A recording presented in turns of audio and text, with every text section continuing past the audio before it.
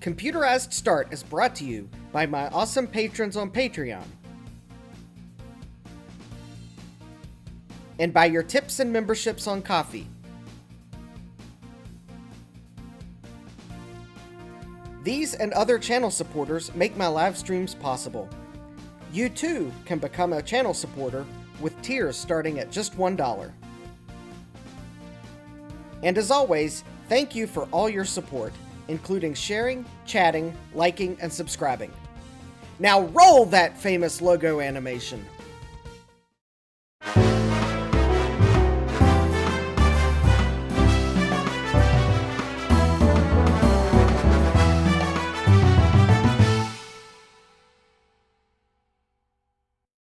Good evening and welcome back to Computerized Start Live. I am your host, Justin D. Morgan, and it is quite warm in the basement tonight.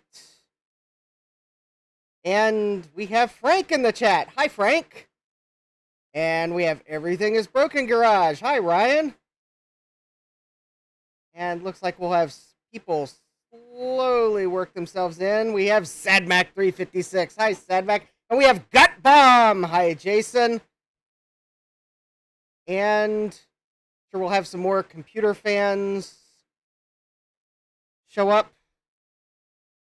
So hopefully the fan is not audible, but I'm not turning it down because it is.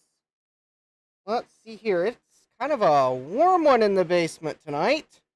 There you go. It is 82.6 degrees Fahrenheit in the basement at 44% humidity. So go dehumidifiers, but, well, yeah, it's kind of a warm one today. And, yeah, I don't know what that is in Celsius. This thing doesn't, like, have a button to push to... Gut Bomb says, Justin is going to be shiny by the end of the stream. Well, I definitely will if I turn the fan off. But I have something new in the basement, which you can't see. And I can see the corner of. But let's just say that should I need to hydrate tonight, I have cold bottles of water in my new-to-me refrigerator. So if you happen to pop in, Kyle and Emma, thank you for the refrigerator. Yes.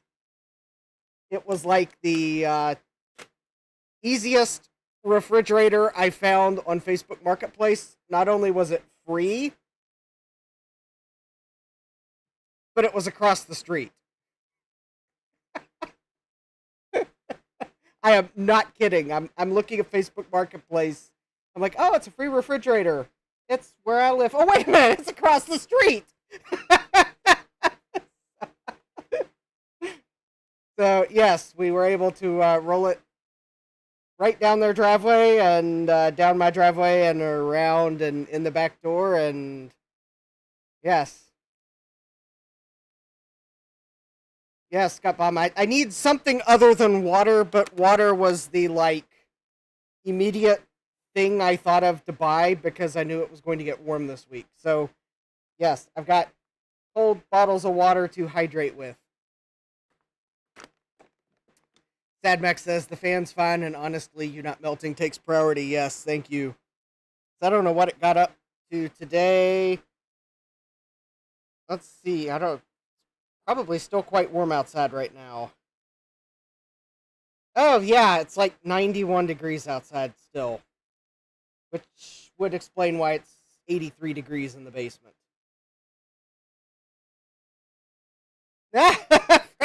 Hi, Frank.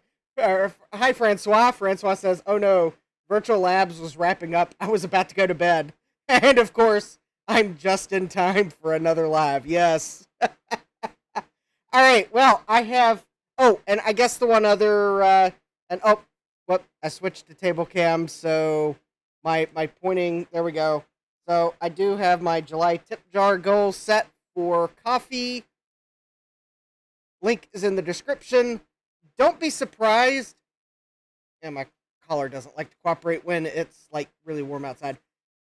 Don't be surprised if I don't buy too many eBay regrets with that, because there is a swap meet later this month where I can get regrets cheaper. And also, we're not doing Wheel of Regrets tonight because the only real regret I have to unbox, that brown box sitting there, is more appropriate for Thursday's live stream. So, yeah, we're going straight to computer. I think I'll need plenty of time for that. So, let's see here. I am going to attempt the desoldering station. And hopefully with the new handle, it might actually work on this board.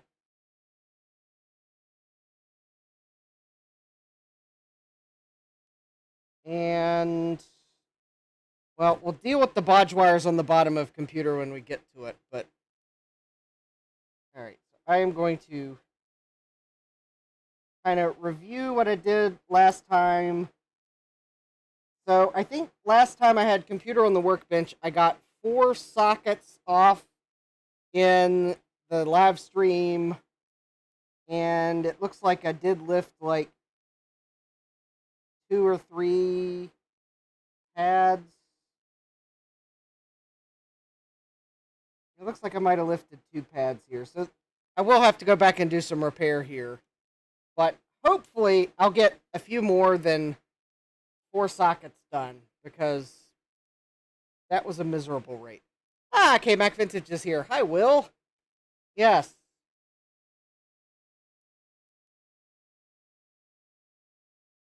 So we're waiting, because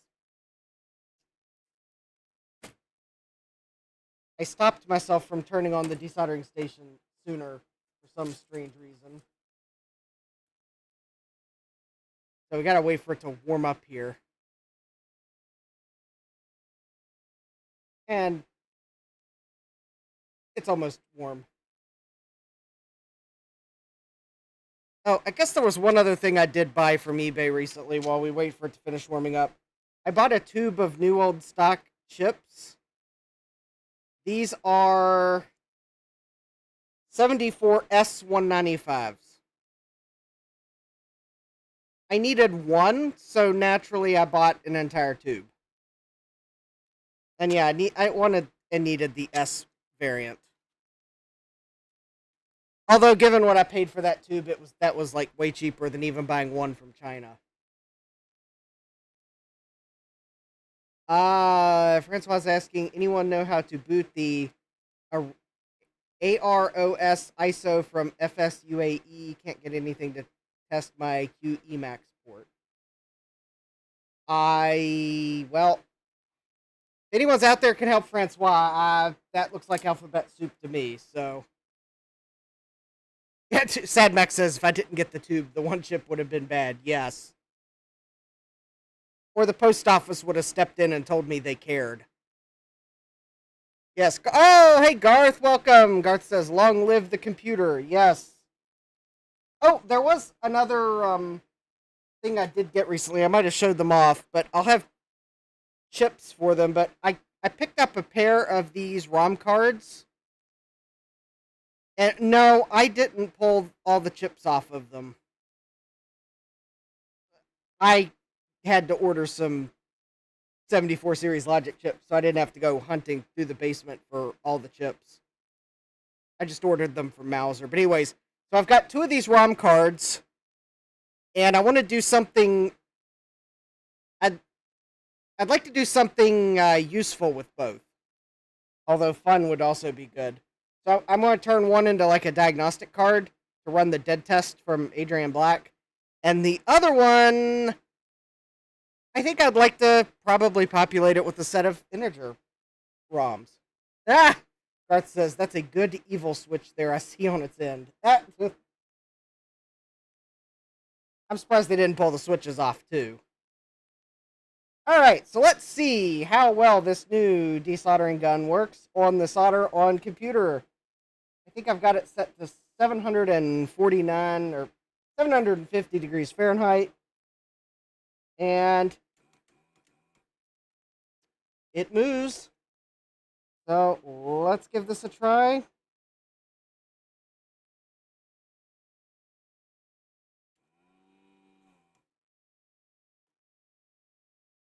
And I might have to add solder.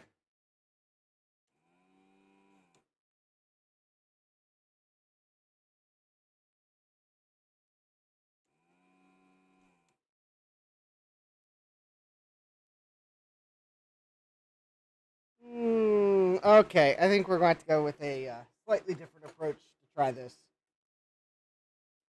Now, it is quite possible that the solder on this board is just that bad. Thomas Armstrong mentioned the possibility it's recycled solder, which sounds downright ominous.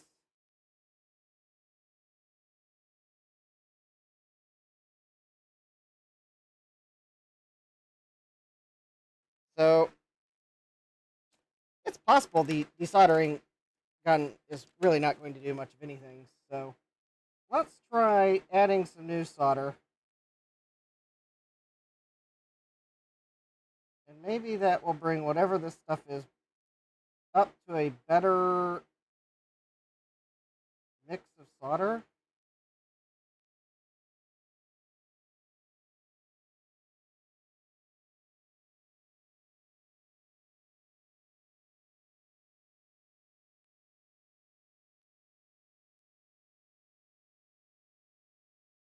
And if this doesn't really work, then I'll go to what Joe suggested. So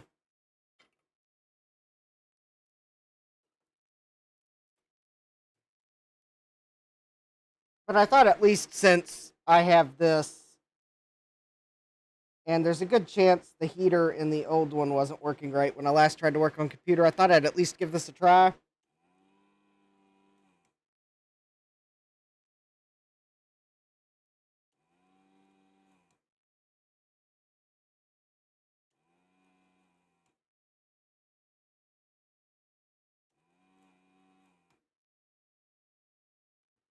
I don't, well, we'll give it a round.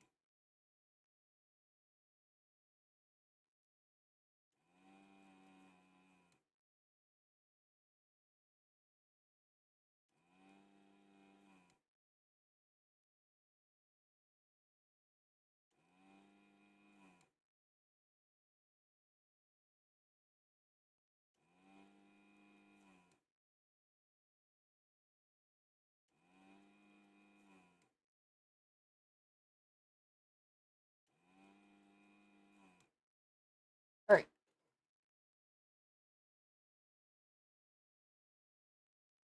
Well, that might actually have done better than I give it credit for, maybe.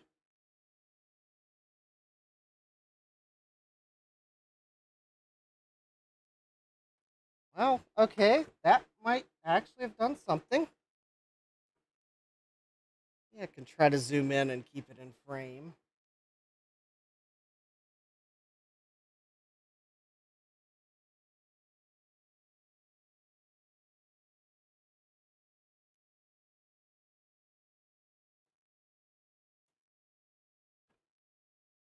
I guess also there's the kind of view of why we're doing this. If you'll note these. Oh, wow. That actually came right out.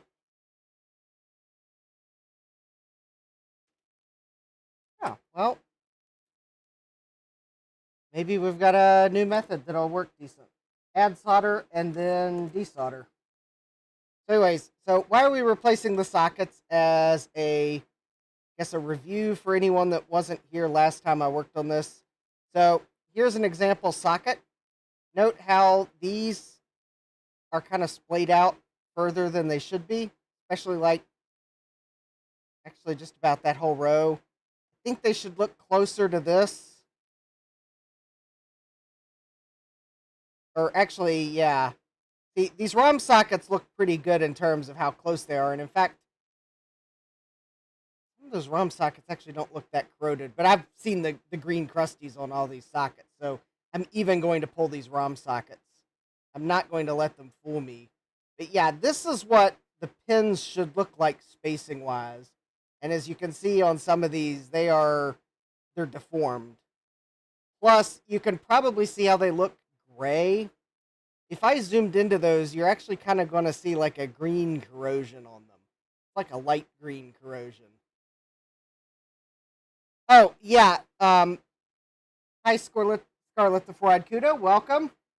And yes, the factory that installed these sockets, I think just installed them without paying any attention to alignment marks. Because yes, I think half these sockets are in backwards. That's an estimate. And yes, that has fooled me, and I have put chips in backwards because I paid attention to the notches and not the mark on the bottom of the board. But yes, this is a clone of Apple's board. On the Apple II and Apple II Plus, all the notches face this way. So all the notches are on, I guess, this side of the chips. For the chips that are running, I guess, parallel with the long side of the board. The exceptions are that the CPU, the notch is actually here on the CPU, and they fortunately put that one incorrect. And the character ROM, its notch is actually on this side. And not matching the same direction as the CPU. I guess that would have been probably too difficult. But yeah, everything else, I think all the other ICs was arranged it so that the notches are all on this side of the socket. That Scarlet or Kuda says, a true sign of a quality product. I wonder if it was made by Boeing. Was MCA in Japan a subsidiary of Boeing? Or maybe did Boeing have an investment in MCA? Because if so, it's possible this is a Boeing product. Yeah, I think the clone manufacturers, given the fact that they possibly used counterfeit chips when they put it together, why MCA? I don't know. I don't know what the MCA stands for. I don't know if MCA is actually a real company in Japan.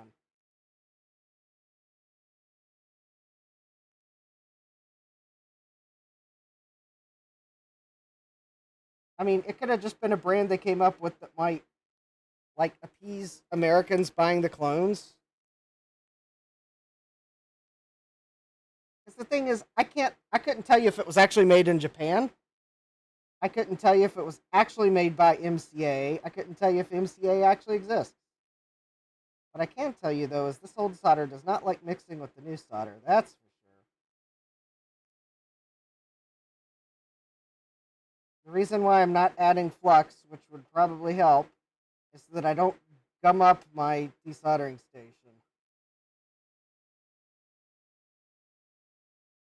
Because even though it's not the style with the vacuum on the handle, it would prematurely wear out the filters and whatnot, and I'm having trouble getting replacement parts for it. I think the manufacturer discontinued the model, and maybe even discontinued replacement parts for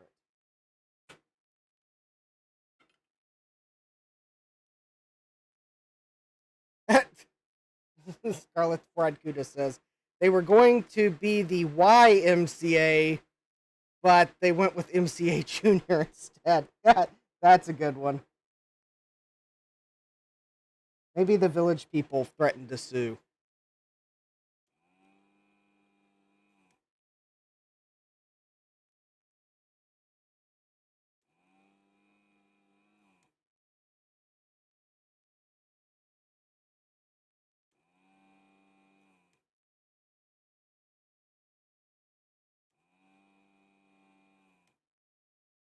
I mean, for all I know, this is another Taiwanese clone.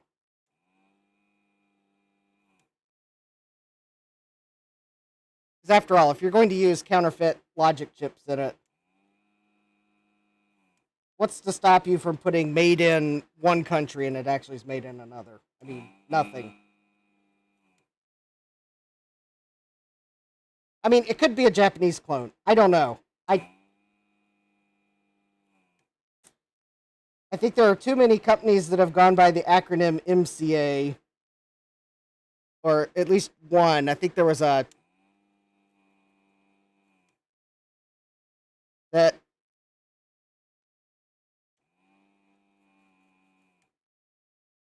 there doesn't seem to be much surviving information on the internet about MCA clones. That's the thing.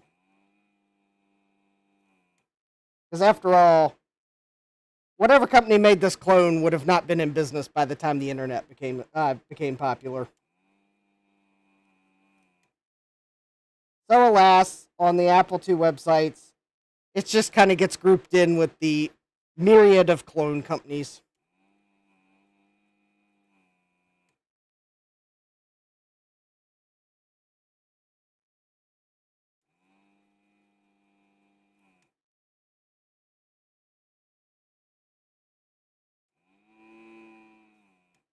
All right, I think that pin is twisted.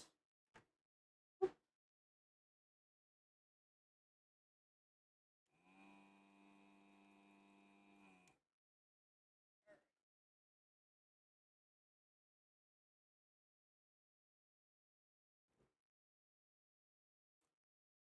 so I think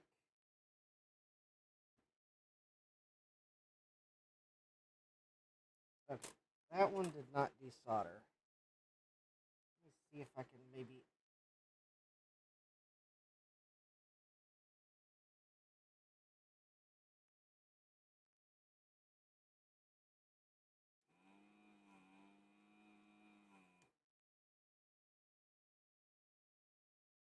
All right, I think that at least did something.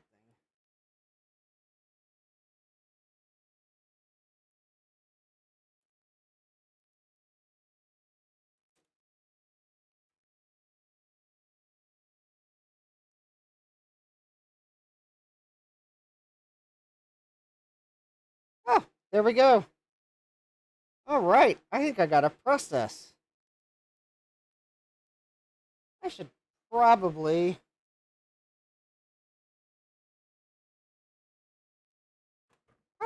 bring over the trash can so I can just throw these sockets in the trash can.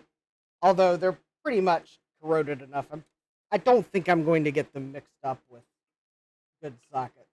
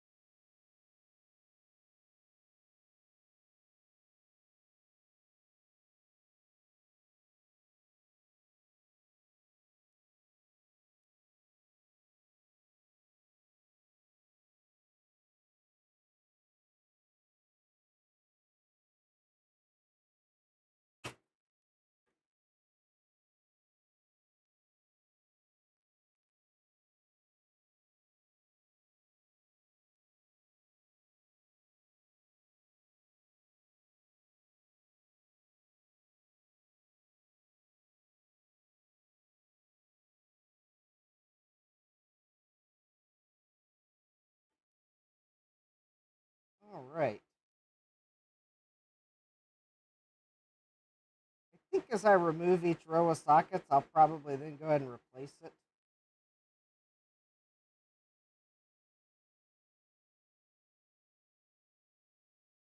might be interesting to. I mean, maybe I shouldn't have pulled all the chips out of computer. It could be interesting to try to power it up after each row of chips, just to see if there's been a beneficial behavior change. Although I am going to replace all the sockets because they're all corroded and much.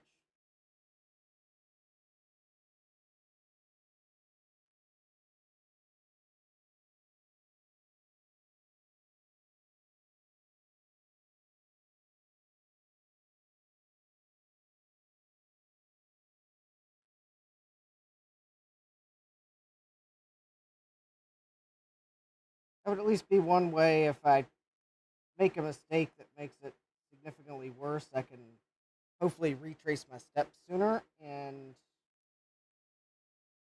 figure out what I might have done. Yeah, no, some of those.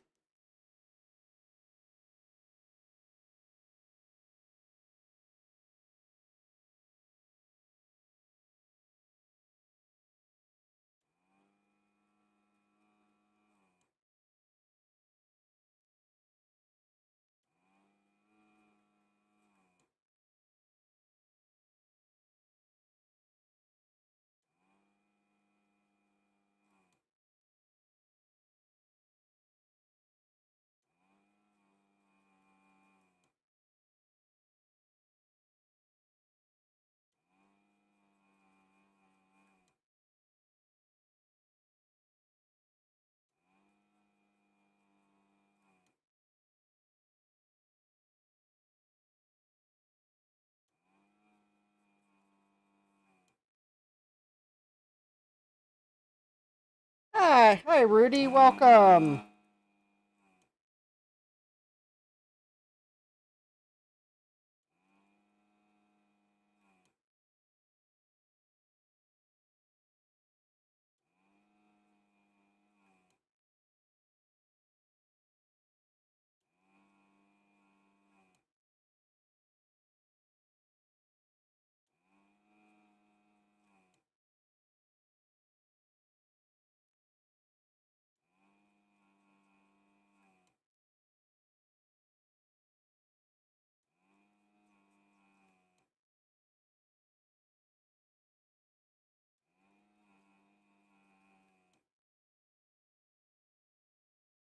Yeah, we got 40 pins of mooing here.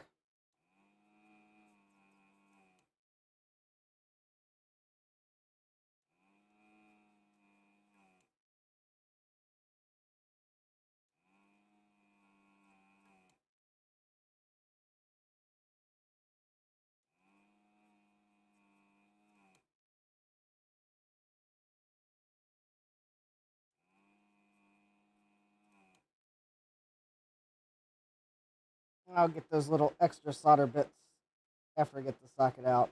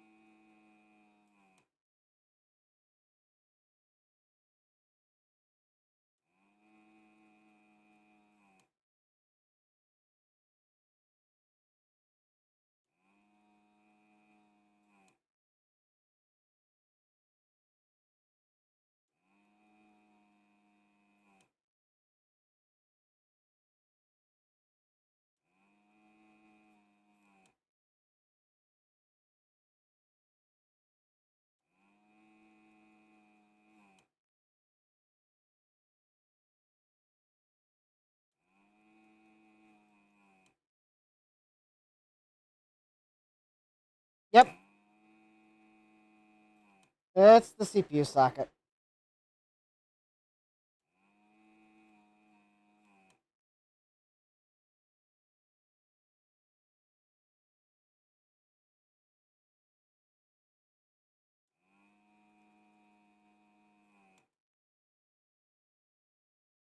It's suffering the same problem as the rest of them.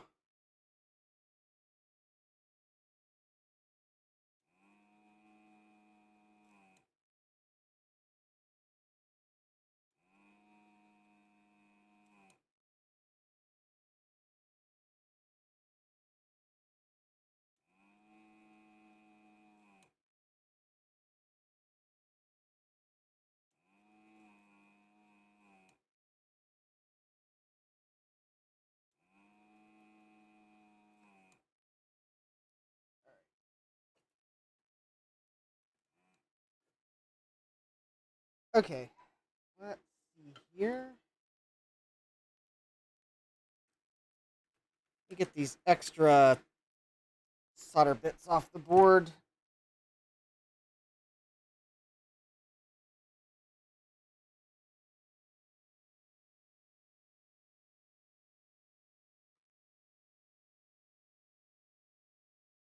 Just so they don't become a potential problem for something.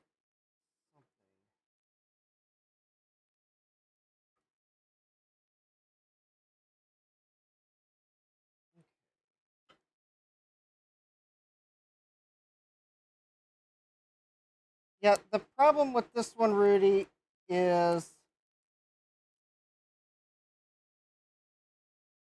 here's the two sockets I've removed so far tonight.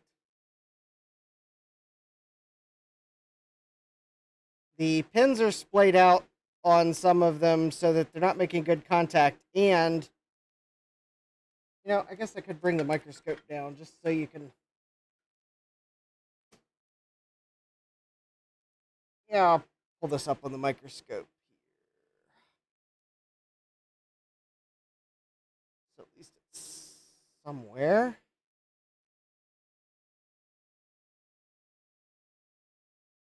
And then there's issues with the plating on the sockets. So that's actually probably one of the not quite so bad plating wise.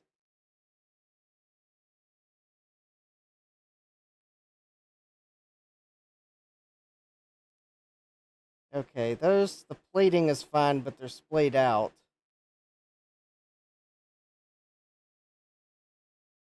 Some of them, you can, if you look, there's actually like oh, there we go. There's like a green crust.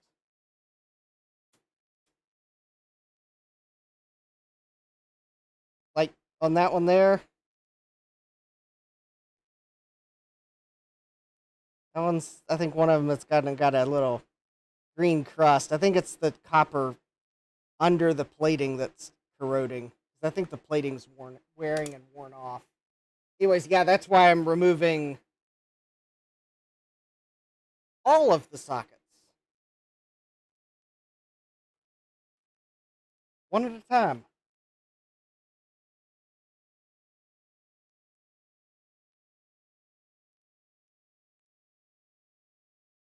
That's the pluggable microscope, but I've been told by some people that the newer version, the latest version of it, doesn't work that well.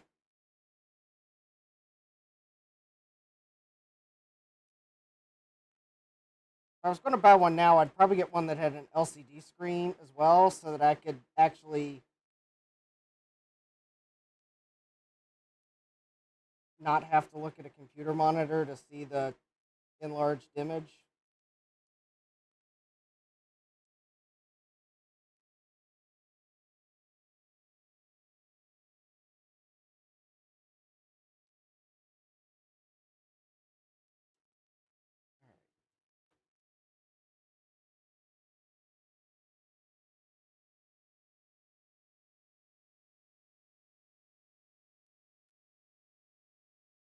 There we go. Another socket out. And yeah, that socket kind of just as bad as the others. So there we go.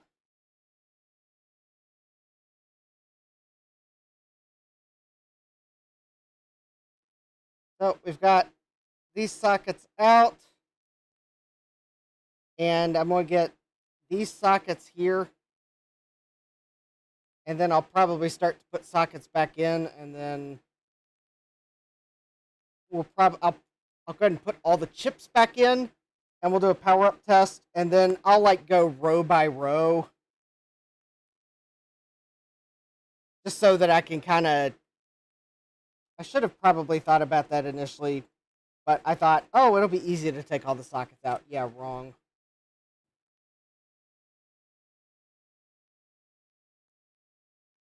I'd realized how long it was going to take the sockets out.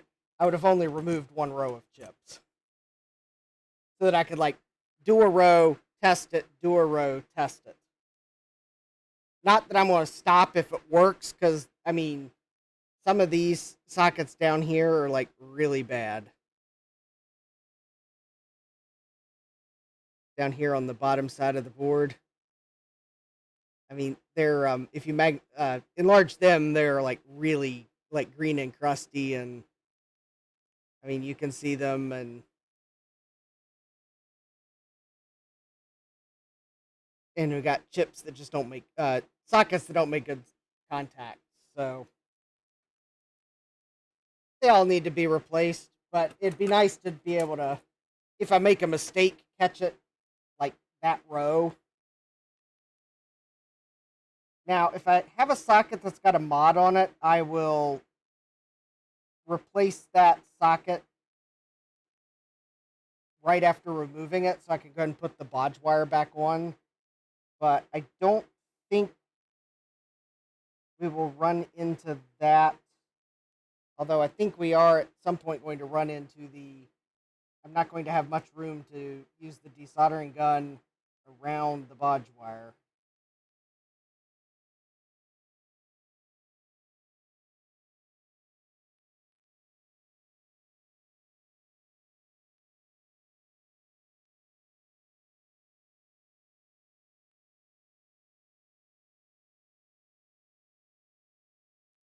I have no idea what it's bodging in, but given where some of the signals go, I'm kind of wondering if it's part of the color circuit or something.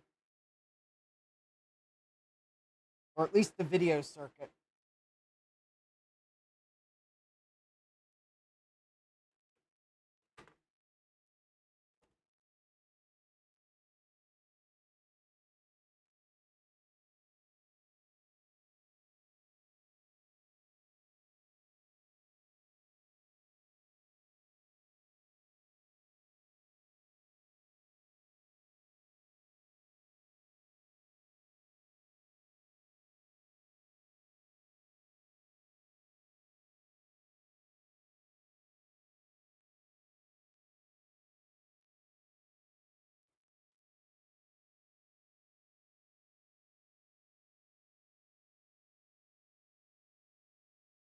All right.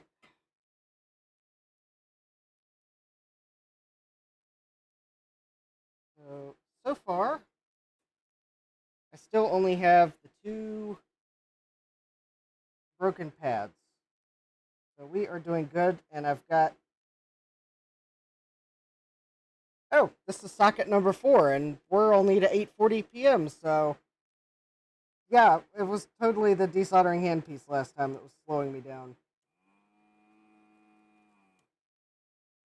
I wouldn't have known the heater was going out necessarily. I don't have a temperature probe to actually measure the exterior temperature of the tip.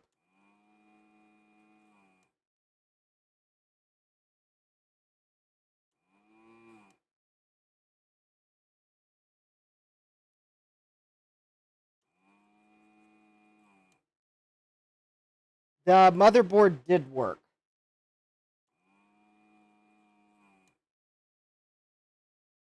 But chips kept. But the problem was the chips weren't making good contact, so you would have to actually like push chips down, and you would get a little bit of life.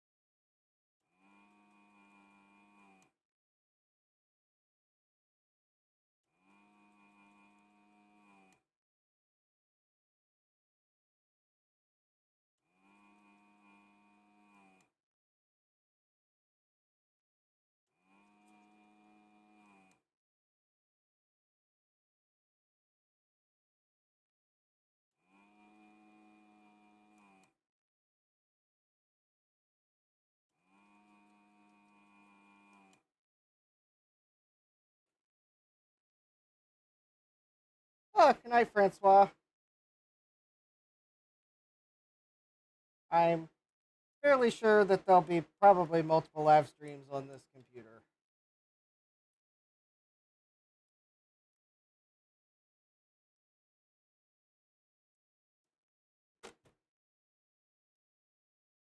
Plus, also, a few of the sockets like this one are just the really crummy kind anyways, so... Actually, looking at the bottom side, I think the socket's corroded on the bottom. There we go, another socket out. Okay, so that one's not populated, so I'll just leave the solder there. There's no reason to remove it, because that'll be a good way to remember that I don't need to put a socket there. Because I actually don't know what would happen if I put that chip in.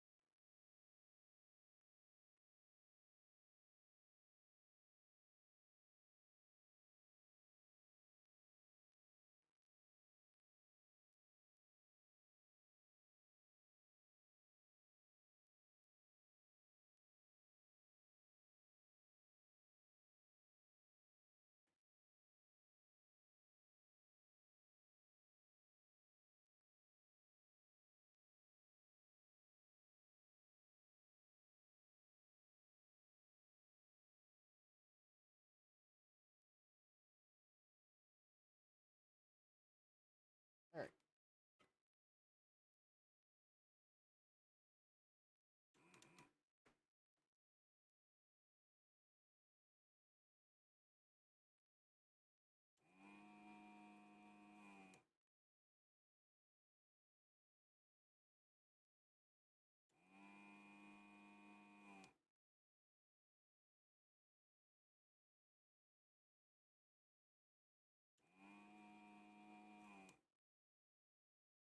I thought Ron's thing was tomorrow night.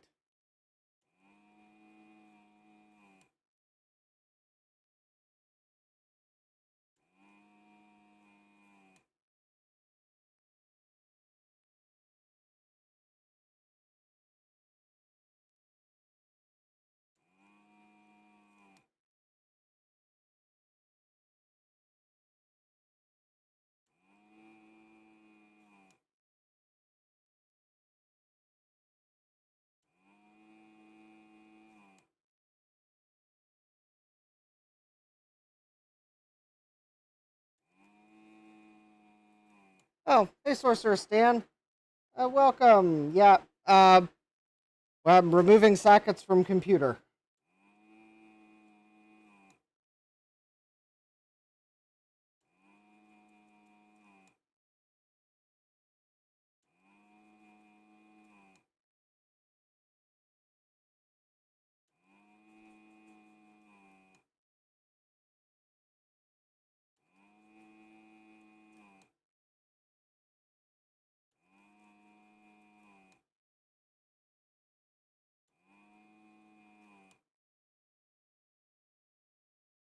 So hopefully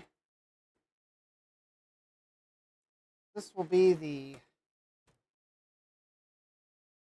final repair that will make computer reliable every time I try to turn it on. I mean, save for the occasional logic IC that decides to fail, but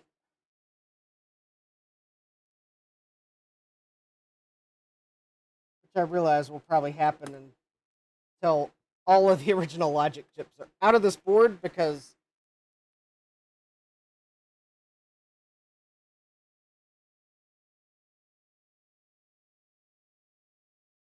something's up. Something's up with some of the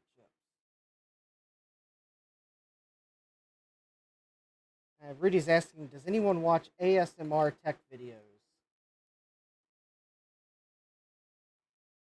Not usually would be my answer.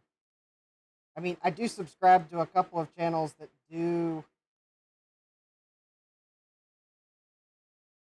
I would call like not completely ASMR.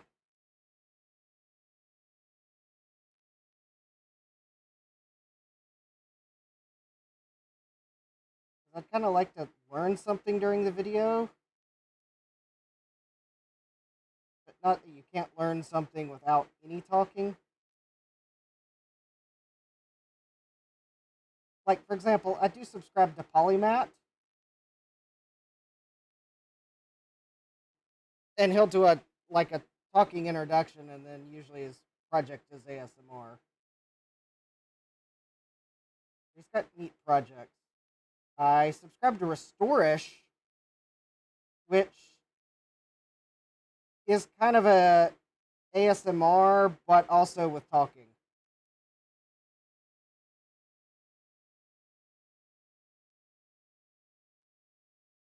I still feel like I kind of learned something.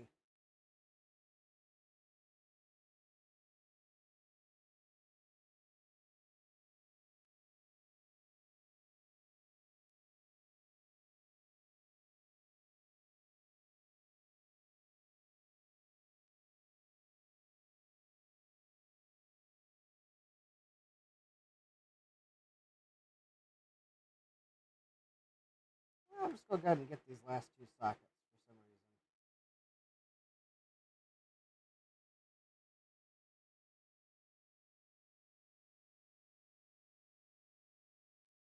reason. Oh, I'm removing sockets. The bridge will be gone when I remove the socket. This old solder is really cruddy, and yeah.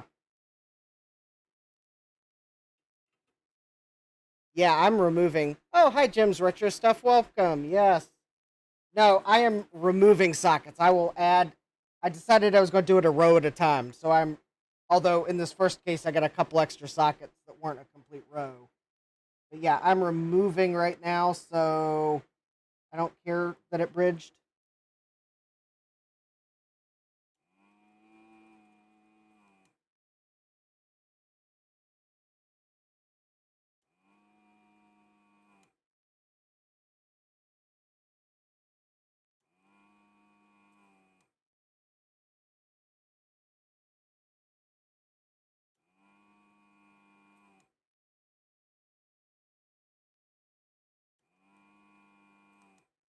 Although, that being said, Rudy, I wouldn't. I mean, if you want to try it,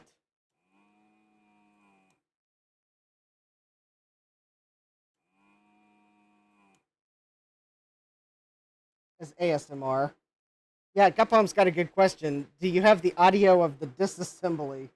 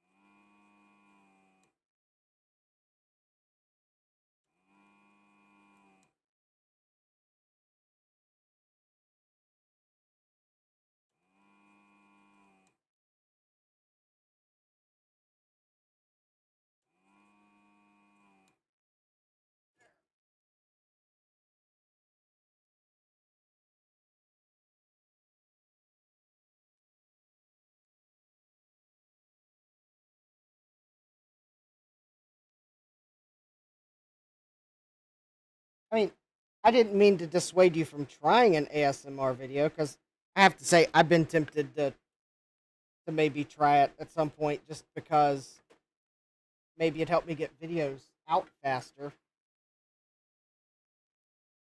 I'm saying, have you seen DIY's videos? He does a great job of capturing the sound of working on machines with no voiceover.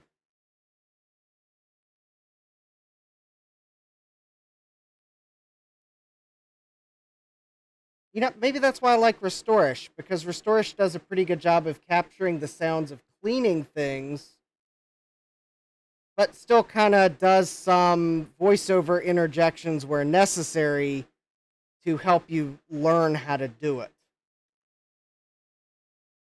So the channel's Restorish, Restorish.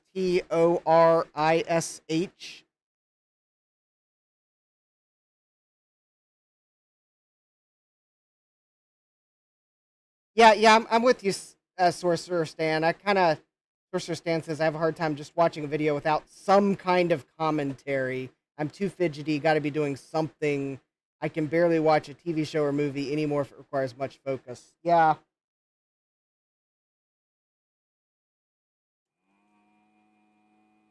And maybe that's why I can watch some of those channels, is because there's at least some commentary.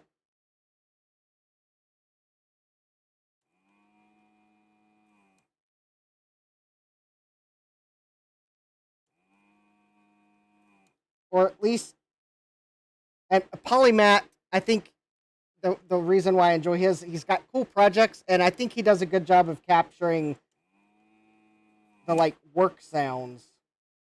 You don't feel like you're just like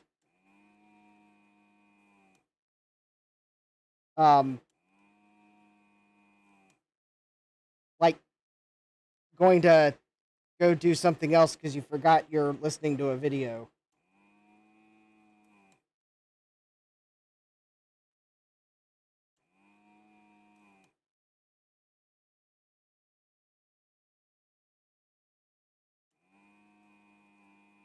And we have Ron of Ron's Computer Videos with Go Moo Gun Go. $5 super chat. Woot! And welcome to the chat, Ron.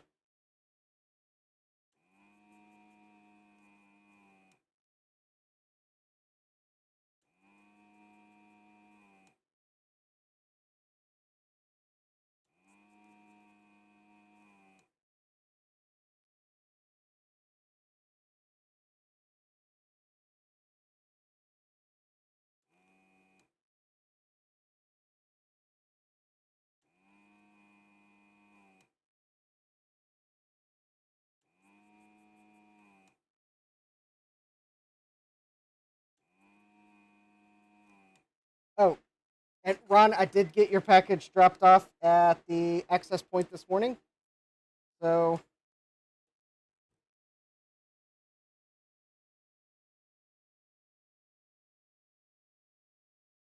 enjoy when you get it. All right, so we got that row of sockets out. Let me just go ahead and get these. Oh! Oh, that does still work, even though it's apparently lost the correct animation to play. Maybe one of these days I'll remember to actually fix that. Yeah, fine. So why are we removing sockets? We are removing sockets because these sockets are corroding, and they are also, in some cases, splayed out too far to make a reliable connection to chips. So like on the left, you can see that was a 74 series logic chip, and I don't think that complete side of the chip was making good contact unless you pressed down on it.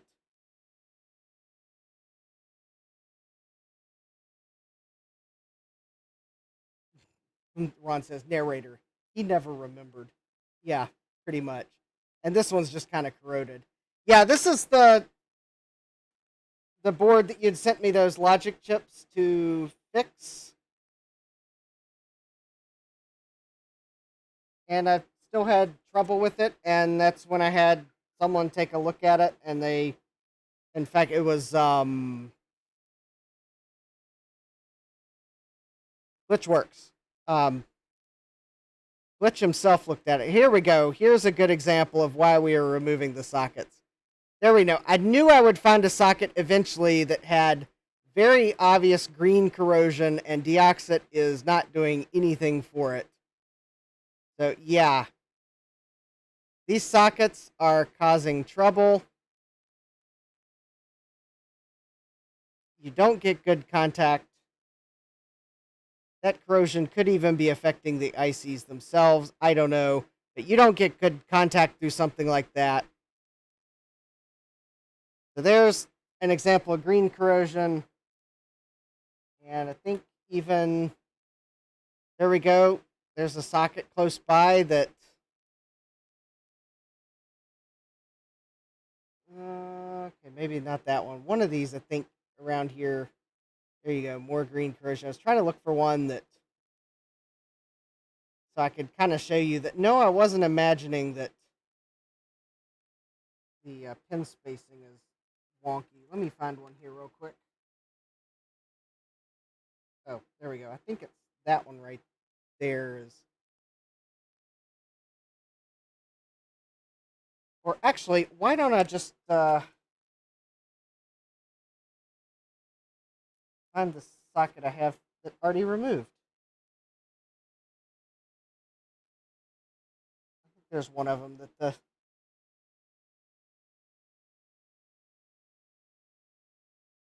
No, that's not it. Oh yeah, I think that one's one that.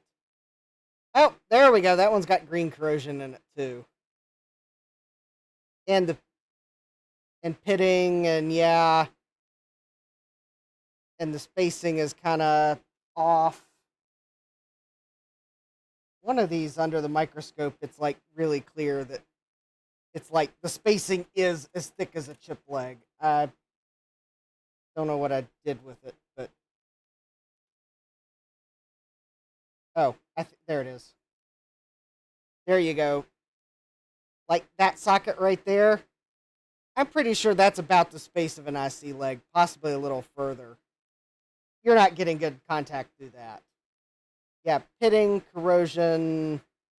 Yeah, I'm pretty sure the board was subjected to moisture.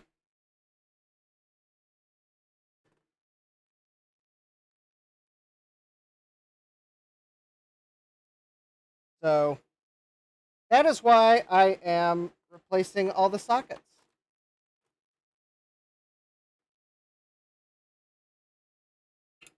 Because there's just too many of them that are bad for me to. It got to the point where I just basically had to say, all right, they all need replaced because it's enough of them have pitting and corrosion, and even the spacing's wrong on them, that it would be quicker to replace them all than to replace the like 80% of them that need replaced.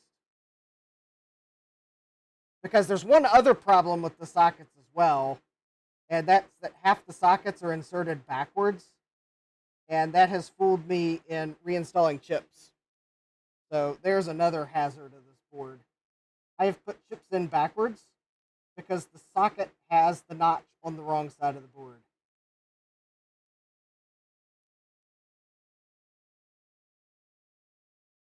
Where's your factory warranty when you needed it? Oh, wait, yeah. There probably wasn't one with a board like this.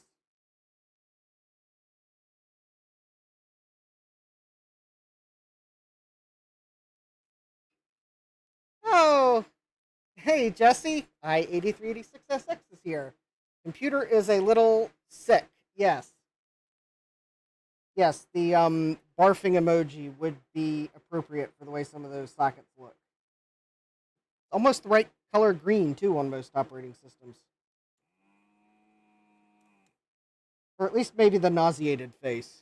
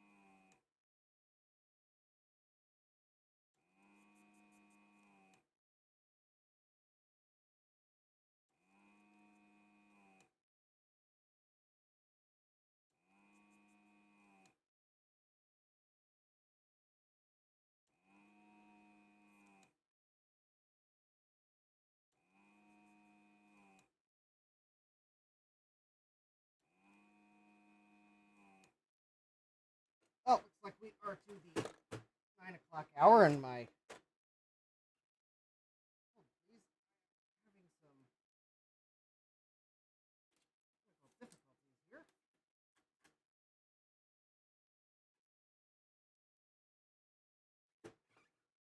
All right.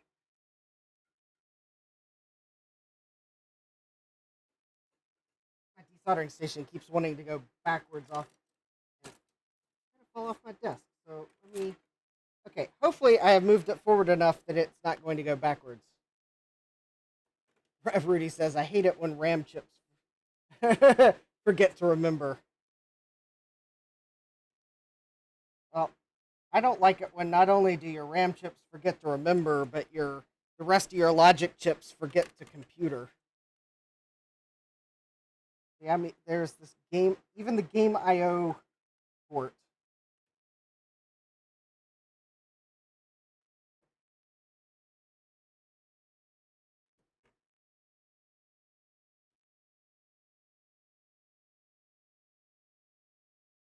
Jesse says, remember, an elephant never forgets.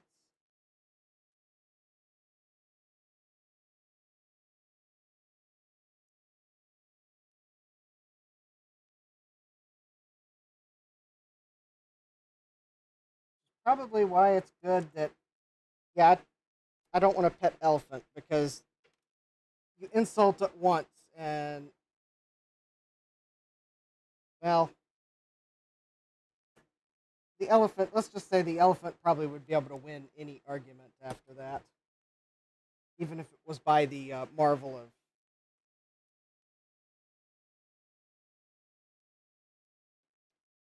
its weight. Rudy says, but MT RAM chips do forget. Yes, they do. Anyways, if you like the links I go to even save these clones from the effects of being stored in an improper environment, be it a basement or wherever, probably a damp basement for years, smash that like button. And don't forget to subscribe and turn on notifications because I work on all sorts of fun and cool computers, including this one that is I literally call computer because that's what its startup message says.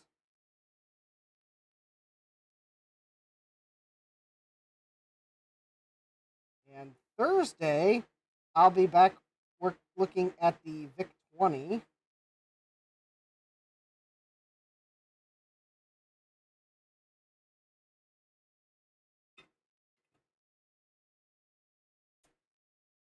Thanks to a potential eBay regret or two.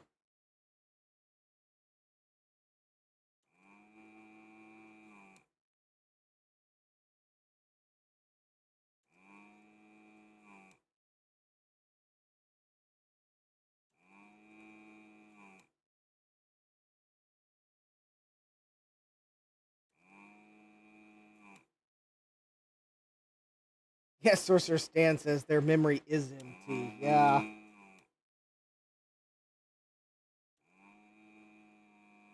Actually, I think the VIC-20's memory is actually not MT RAM. I think they used SRAMs that they had left over from their calculators.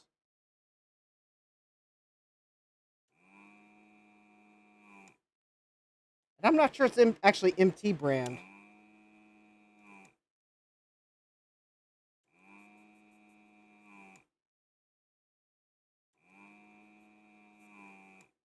I do know the MOSTech is strong with it, though. I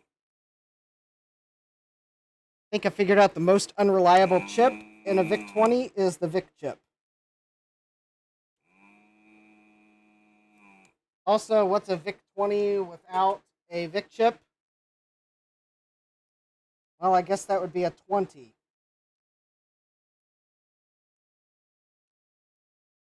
As in probably a $20 starting bid on eBay, untested for parts. Found this in my basement attic, wherever, untested, looks unopened.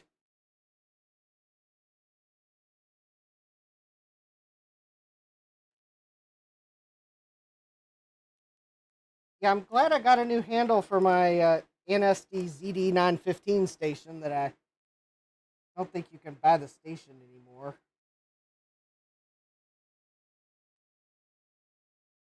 At least until I run out of replacement handles, because I have two more, because I bought three.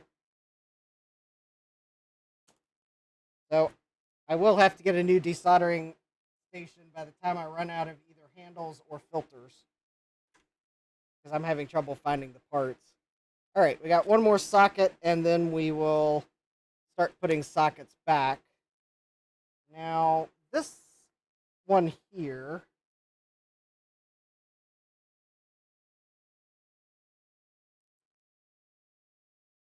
no, I'm going to have to displace some of this original tape, because the socket is, ooh, that is going to be fun to get to, because it is,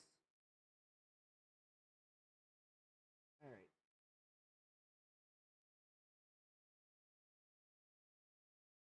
Actually, interestingly enough, that tape actually still has some decent adhesive on it. Hello, Jeremy, welcome. All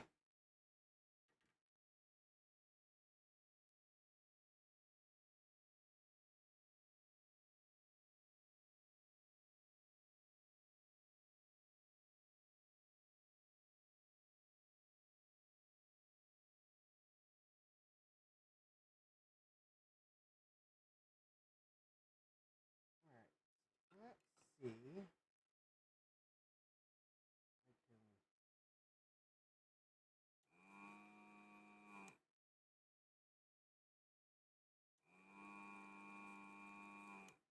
All right, get those two pins. And now, carefully move the wire over.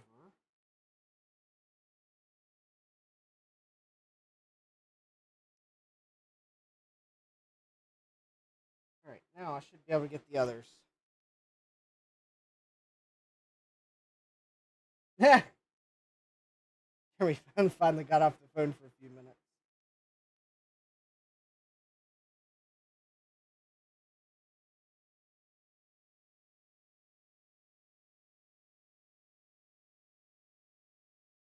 Oh, by the way, Jeremy, I do appreciate your offer to loan me some VIC-20 boards, but I might actually be good on that front, because I went on eBay.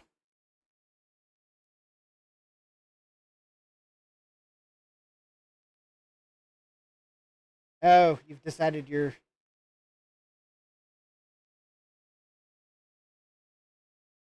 Oh no, Jeremy's new to me place isn't the right one. Yeah, replaced by eBay. Tisk tisk. Yeah.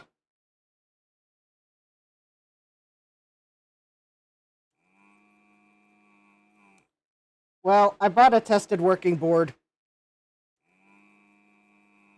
The seller even showed photographic evidence that it was tested, including correct colors from the VIC chip. So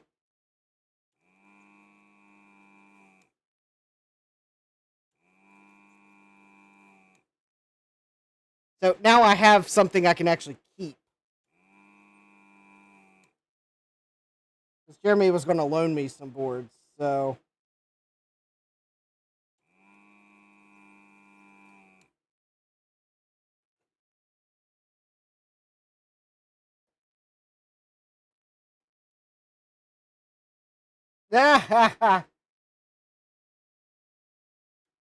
I'll borrow something from you eventually, Jeremy, but you probably knew eBay was going to enter the equation at some point, because I was going to need to actually probably buy a VIC chip. Hey, at least I spent, and I'm not telling you anything that the description of the video doesn't say. At least I spent $70 on a tested working board that has all the chips on it, as opposed to $100 for a VIC chip from China that Is it a VIC chip? Did they test it? Is it something else? Will I get it? Will it come in a box in a bag that says "We care" on it? That would obviously be the postal service caring for me. Yeah, like yeah, I bought the tested one. All right, so let me see if I can find the sockets for this board. And we'll go ahead and start to work my way back down. But oh yeah, I think Sorcerer Stan was noting that yeah, when they installed the sockets on this board, they did not pay any attention to where the alignment notch was on the sockets.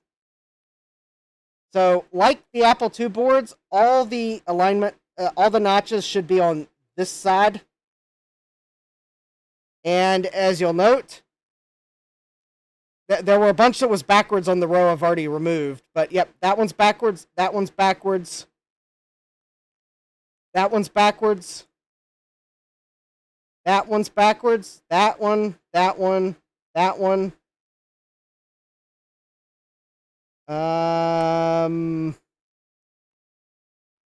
That one doesn't appear to even have an alignment notch on the socket.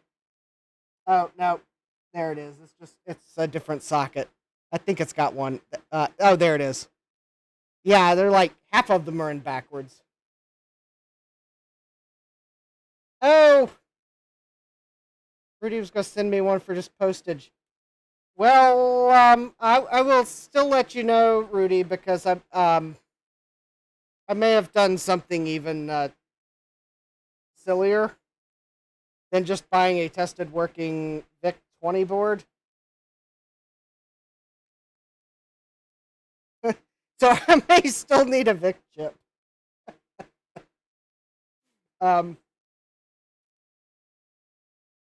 Yeah, the fact that I'd already scheduled this stream for tonight isn't the only reason the VIC-20 is Thursday. Just saying. After all, don't forget my comment about...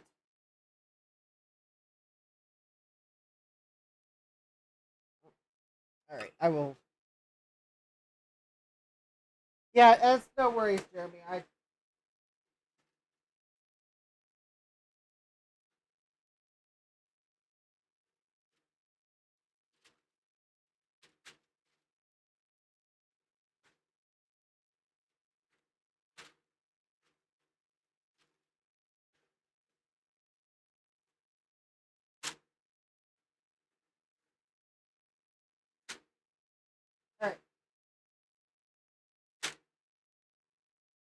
So, hold please while I find the correct sockets for all of these. This is 610.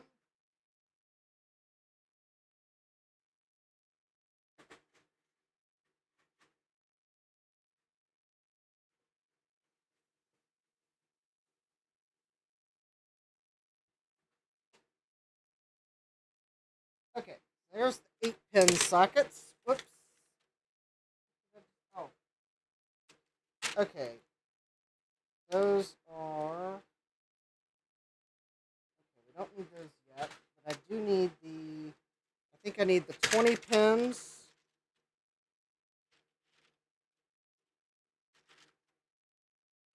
Those are 20 pins. 14 pins.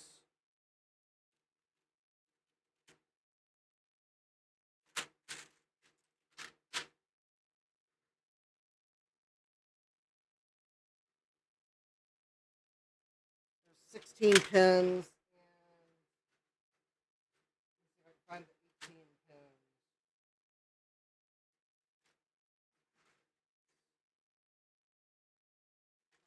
Pins.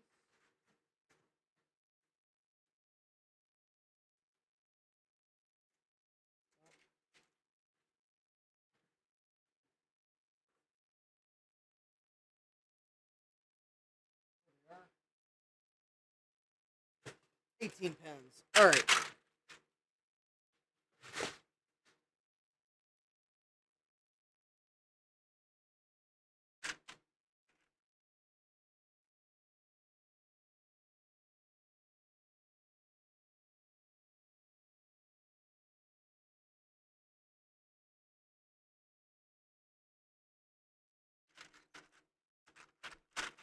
I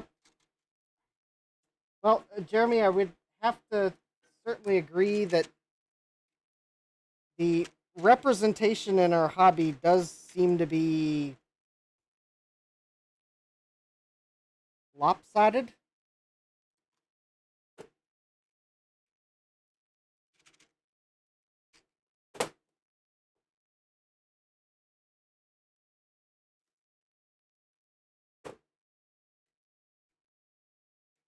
If that's what you're getting at.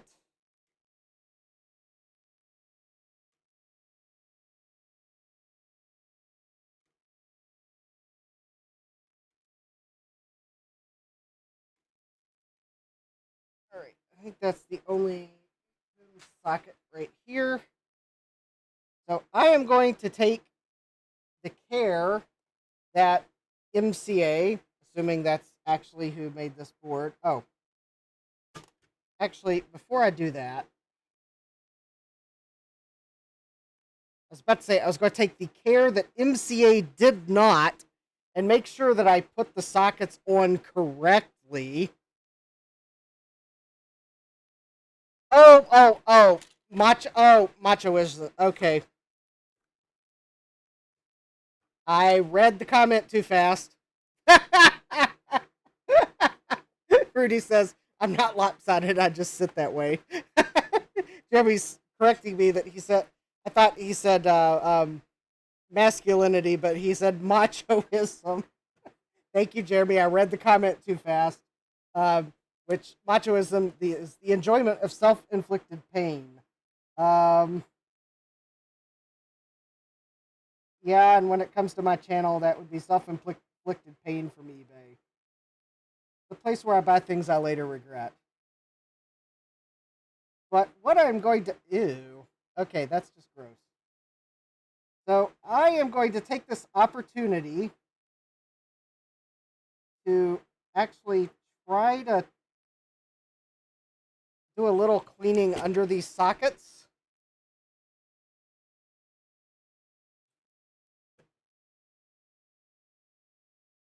Oh, masochism. Thank you, Jeremy. Not only do I read the comments fast, I try to pronounce them fast, too. Yes.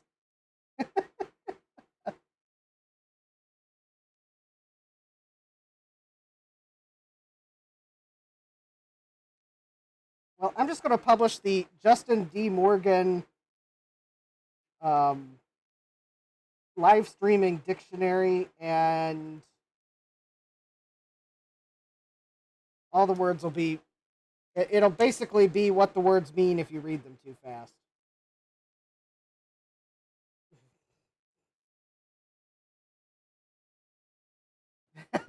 Jeremy says, I'll learn you yet, boy. Yeah.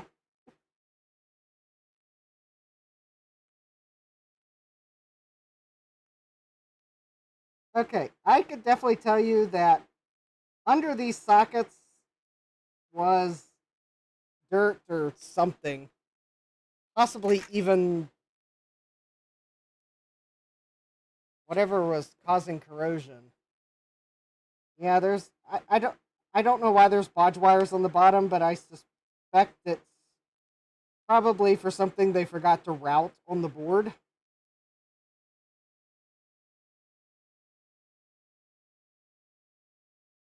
And since they were probably trying to make these cheaply and probably didn't catch the error, obviously didn't catch it in time before they went to production, well, yeah, they bodged. Okay, well, that's better than no cleaning.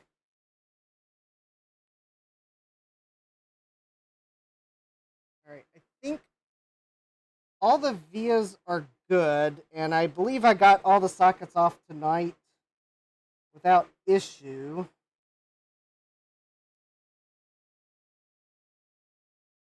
So when I get down to this part of the board, that'll be where I'll have to address the issues that happened last time. But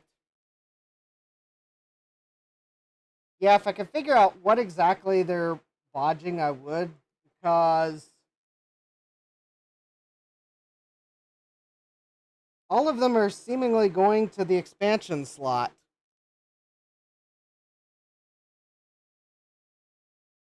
It's like these two pins here and then these two pins here. So there's like one pin and then the next two have a bodge wire on them.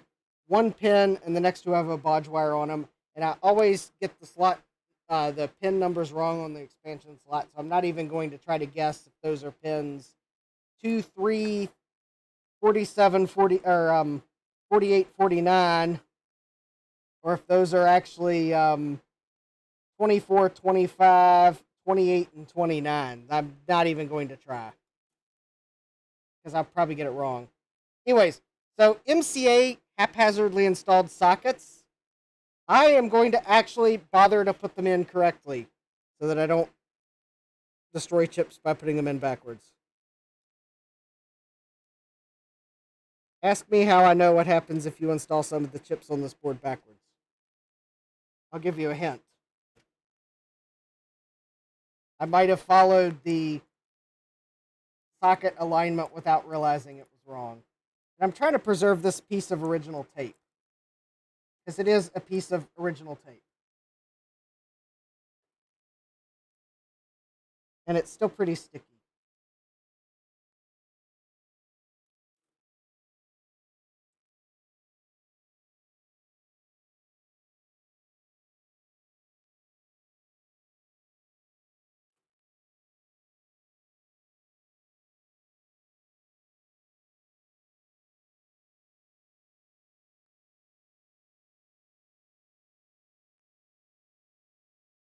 I am probably going to need to add flux to the board.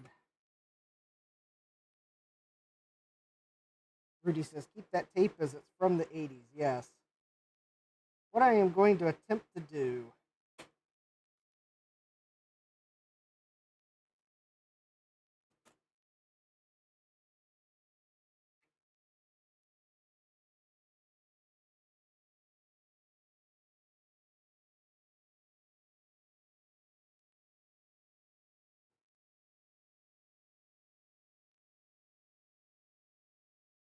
I am not sure I got any solder on that.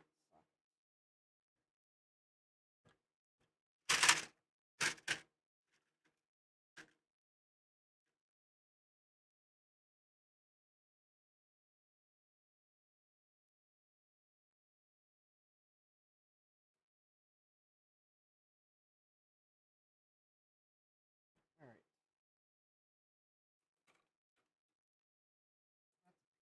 Got a piece of solder. All right.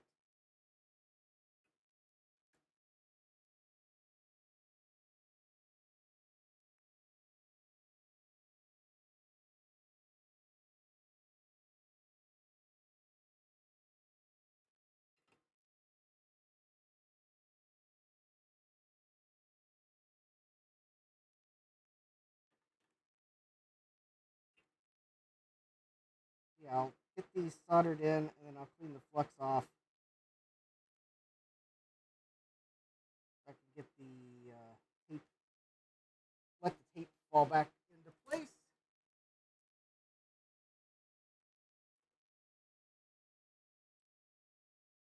I'm trying to find a spudger or something to.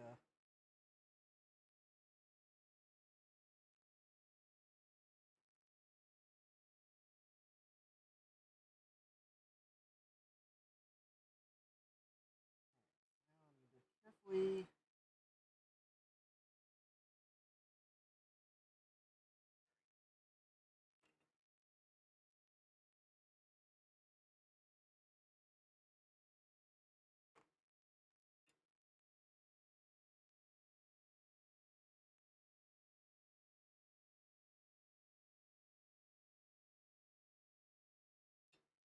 All right, there we go.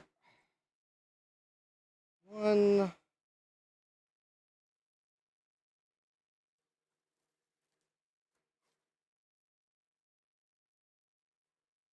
socket down.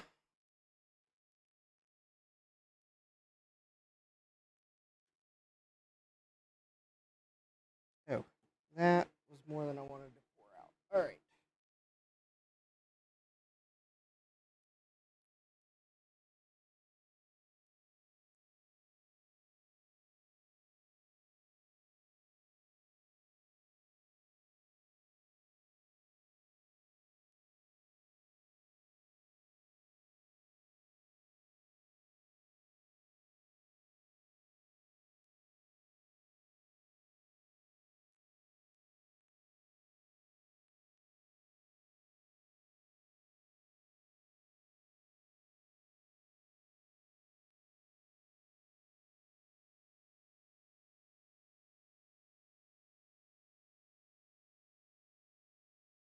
All right, there we go.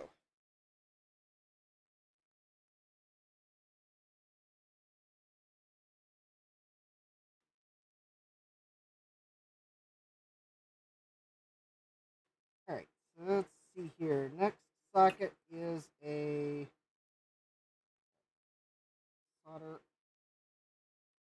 solder mask. There we go. 2, 4. Okay, that's a 14 pin.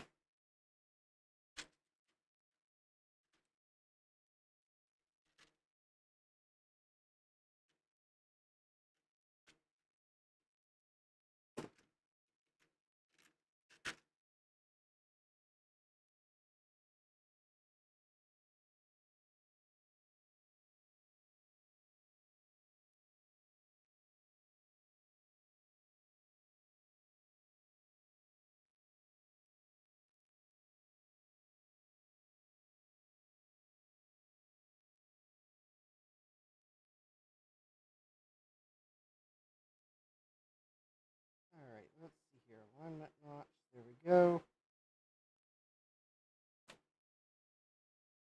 Well, the last sockets I ordered them from Jamco.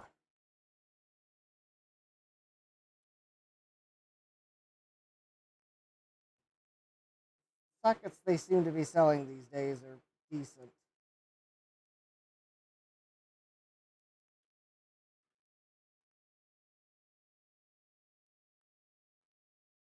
I don't think they're like 3M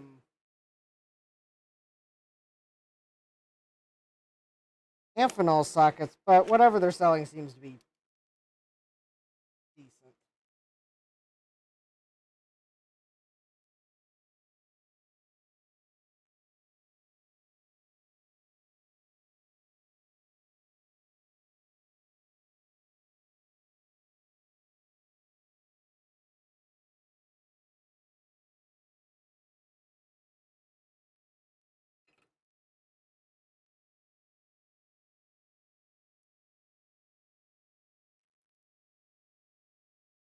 That one's in good.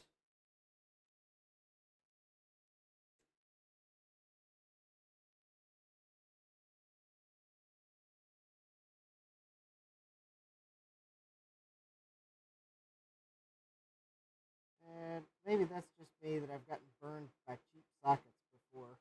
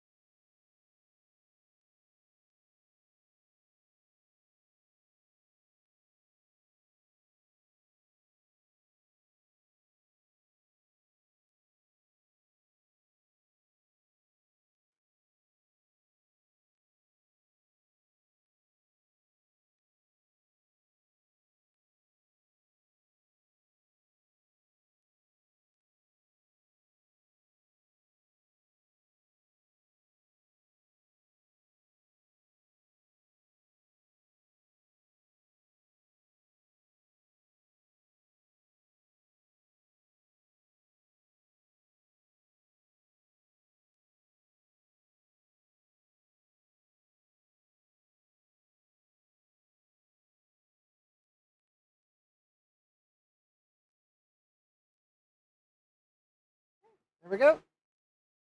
Other socket down.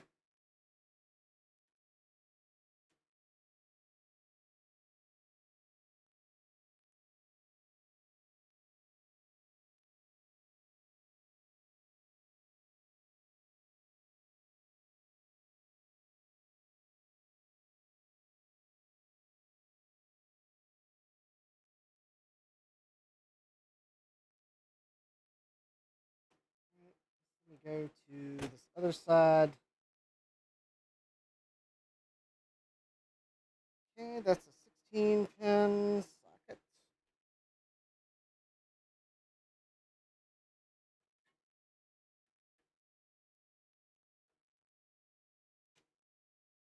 Right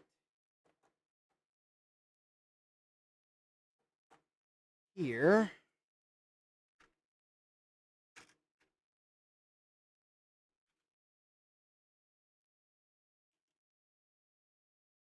There we go.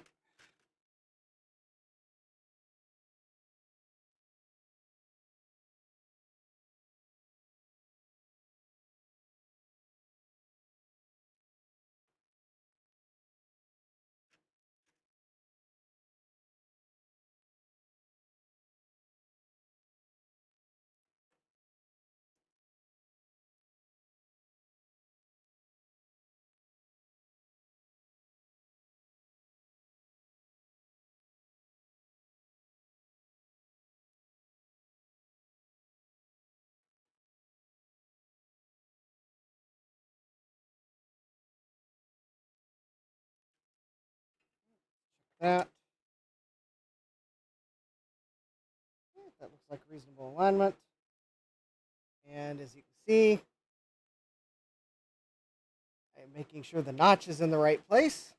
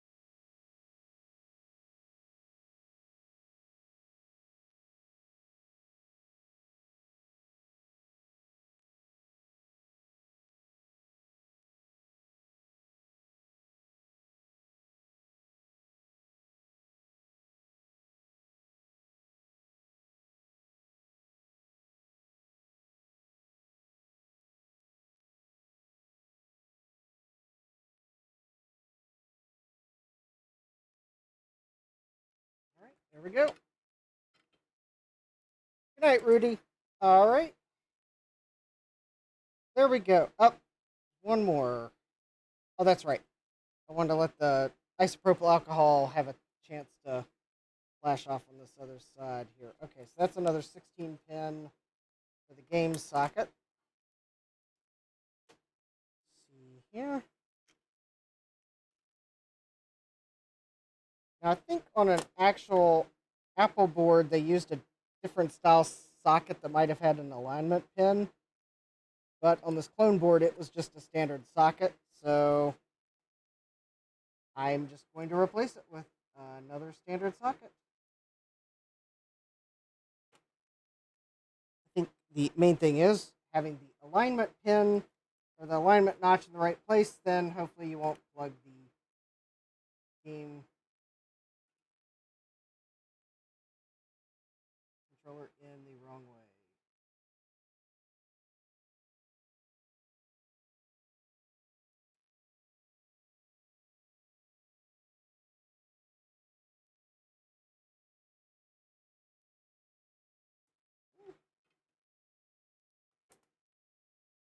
And that looks, whoop, cattywampus.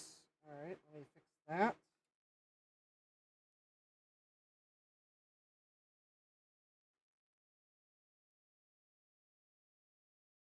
That.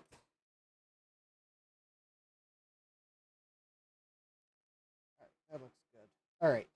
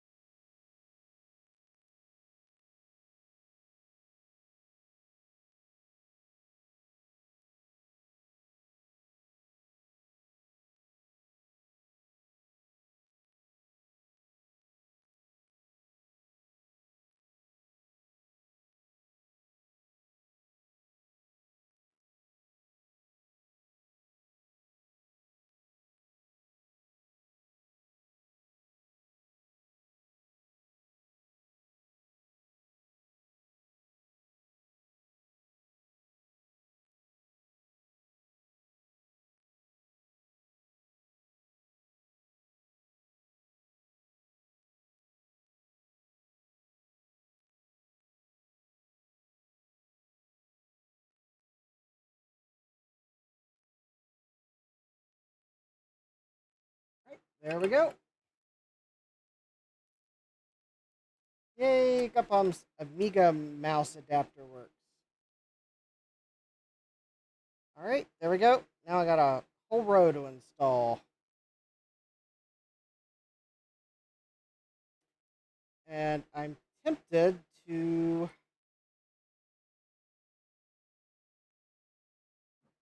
tackle the hard part first.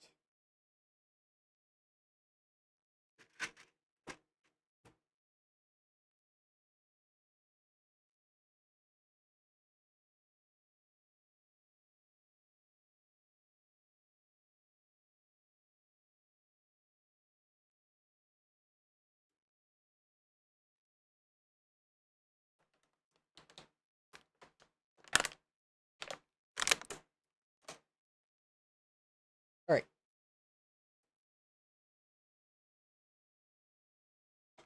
So, let me see if I can find my ohm meter.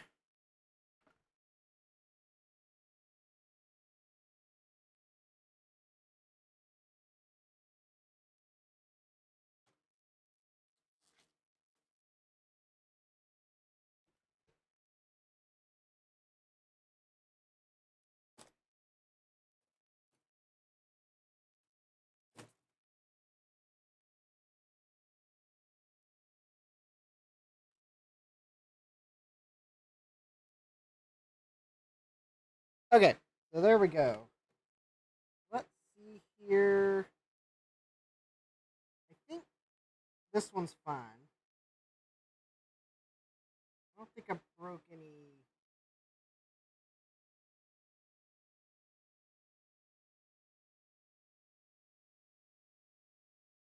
Traces on this chip.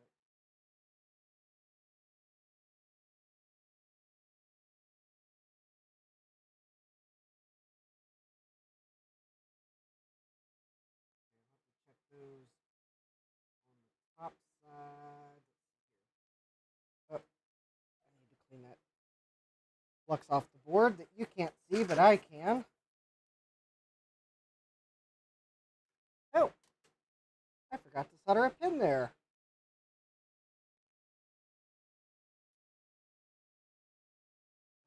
Oh, that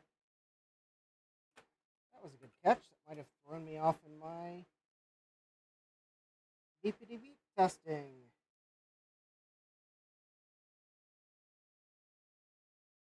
There we go. Not having a pin soldered.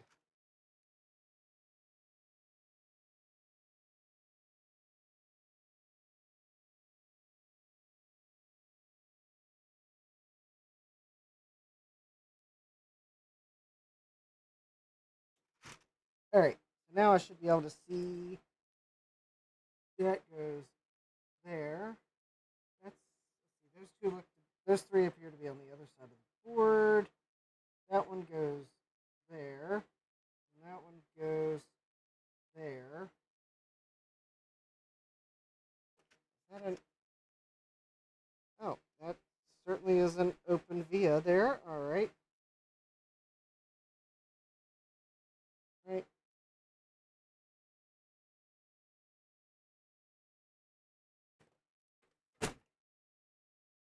I think this one I got off without any collateral damage. I think it's the next one that had some collateral damage on. All right, this trace here.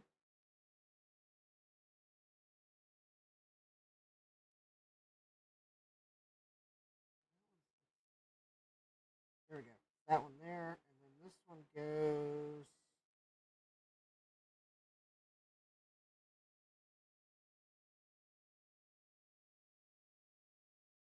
Round and round and through.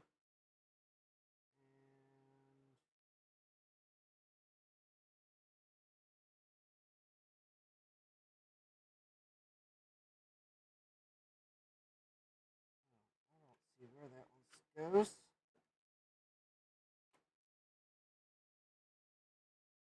Hold please while I follow the trace. Oh wait, I think that just goes right there. Okay. Excellent. Okay. So this 74 LSO8, I did not break any traces on it that I can see. The next one over, I believe, is where I had some trouble.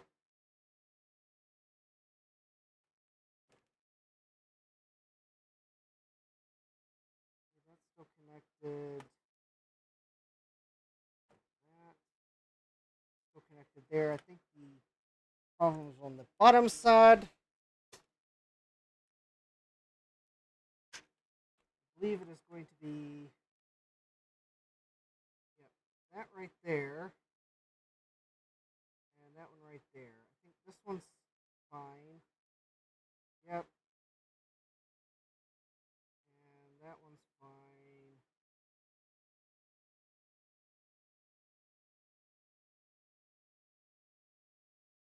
And that one's fine. And that one's fine. That one's fine there. It looks a little rough. Right, that's a half pad there. Okay, so I think it is this one here and this one here.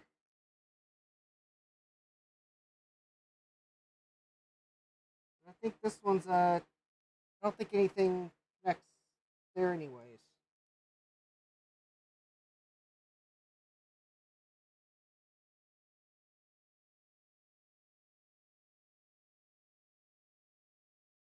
Oh, it's a connection on the top side of the board. Okay.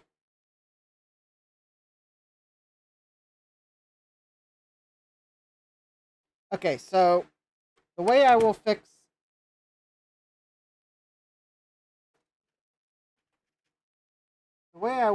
this one is I will run a small little wire, enameled wire piece.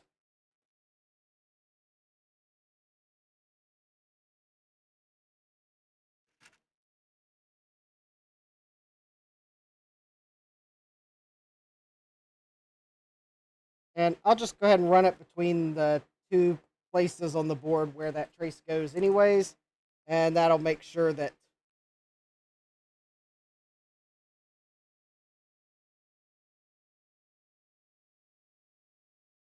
that'll make sure that stays a good repair.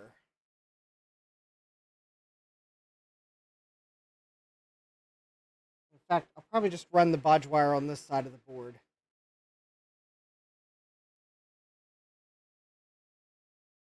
And that way I'll solder I'm just going to use a little piece of enameled wire.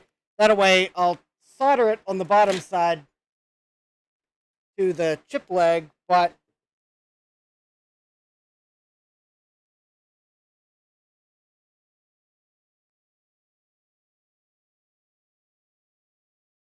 it'll run on the top side. It goes between here and there. So that is actually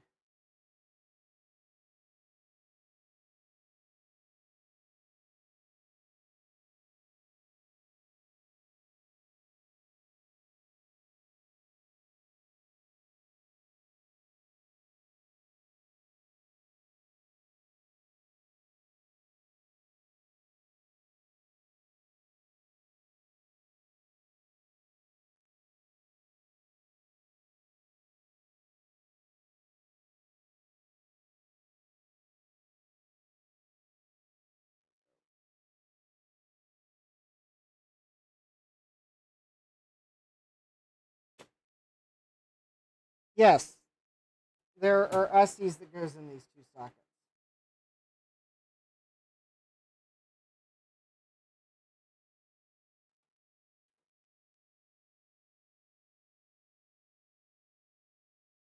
There's that.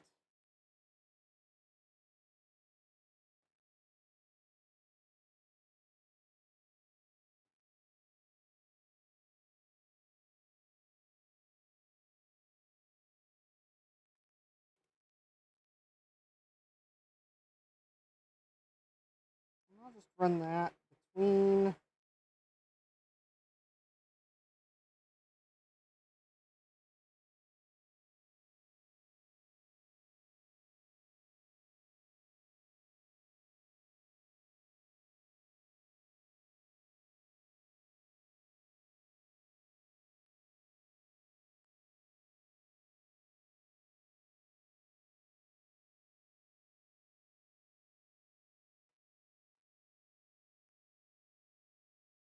Get the wire in. There we go.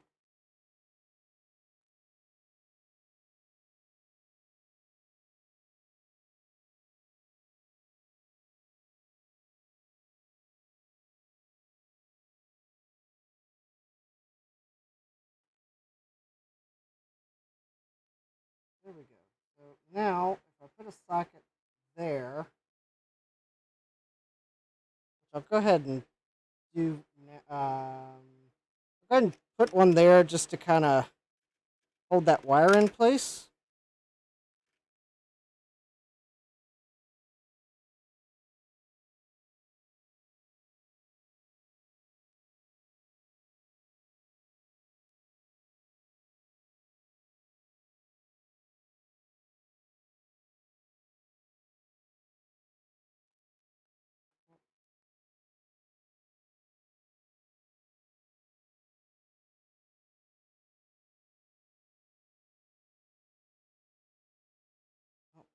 That socket pushed out of place.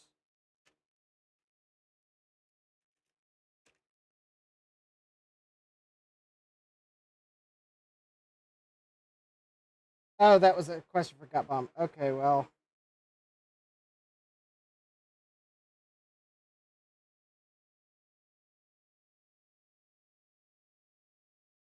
Sometimes hard to tell.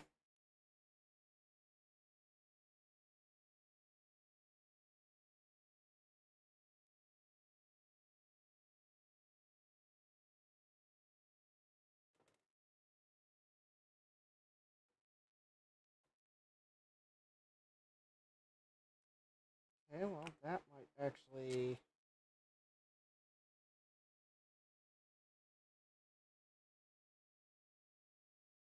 Okay. There we go. That podge wire should stay in place, and that should fix that. Now, this other one is on the underside of the board.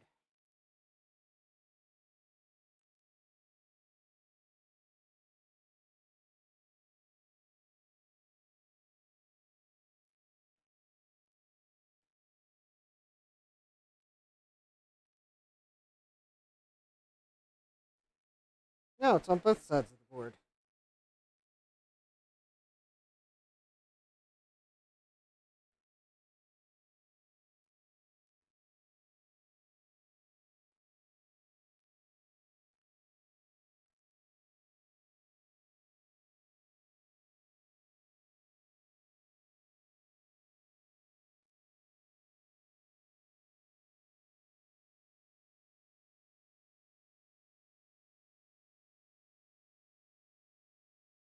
Hmm.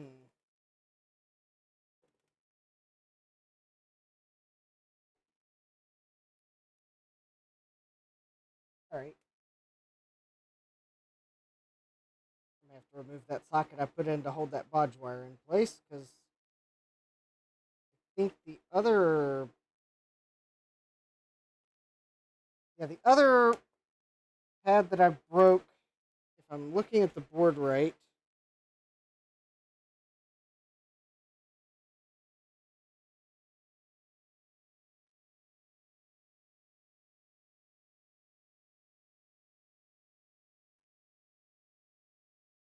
yeah, it goes two places.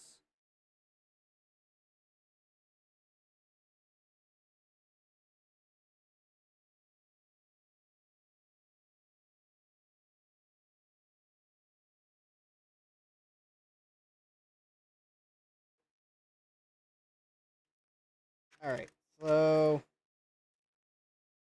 let me zoom in so you can see what I did. So for this one here, the traces on the top side of the board.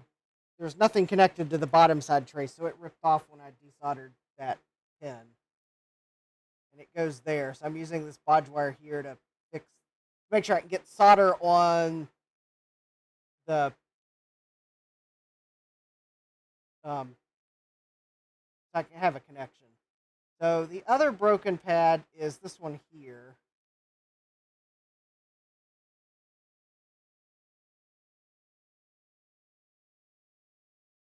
That it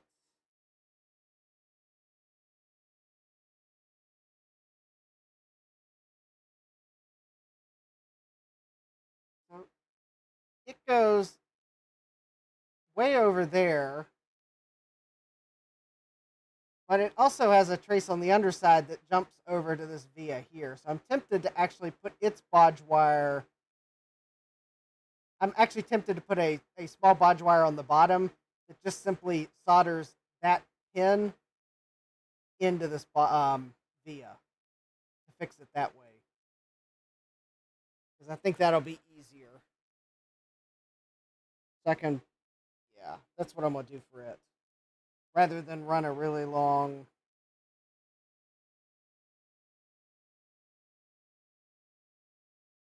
cable. All right, so I can put the socket back in here.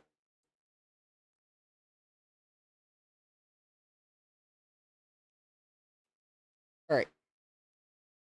Let me go ahead and get a few of these pins, hold this socket in place.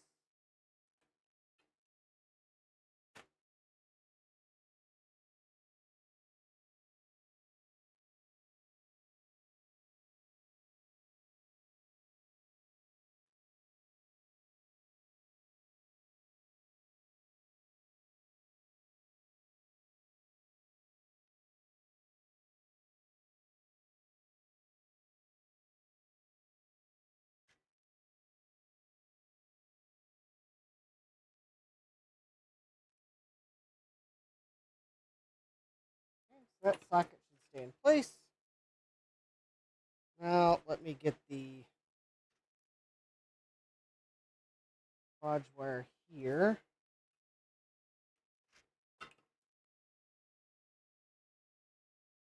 Yeah, I'm going to have to hold that there a little longer than normal to make sure I melt the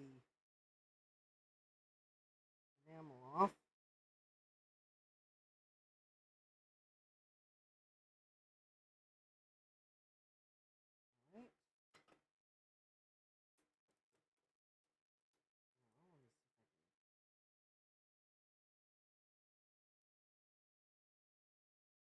Now, let me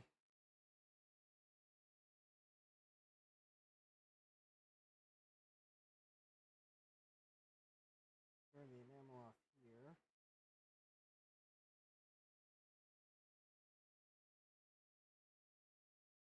I think that burned the enamel off.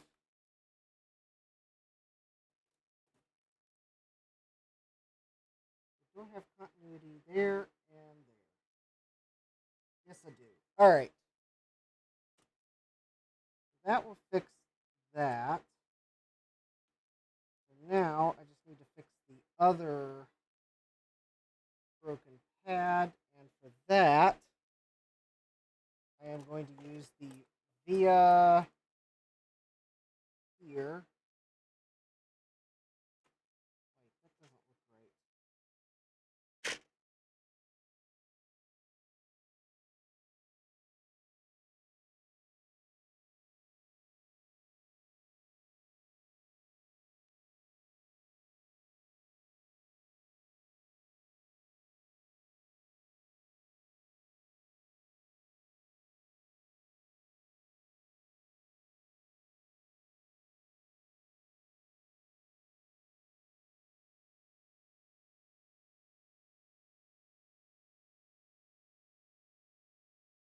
No, that's not where that trace goes. That trace goes.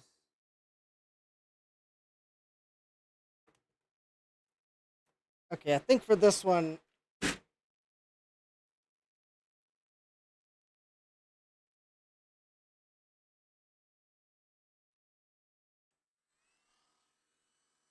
want to do it a little bit different than I planned.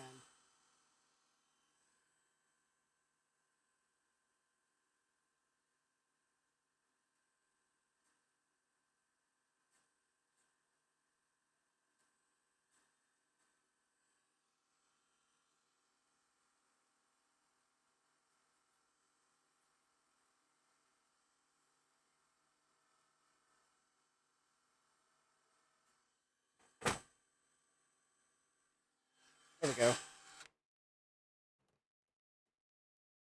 So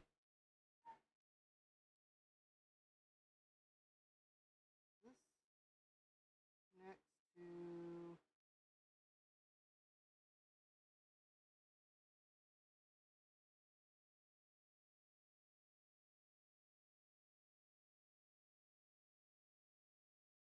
there we go. That pin right there, which you can't see. Okay, so what I just did for this other broken pad is I got some solder mask off.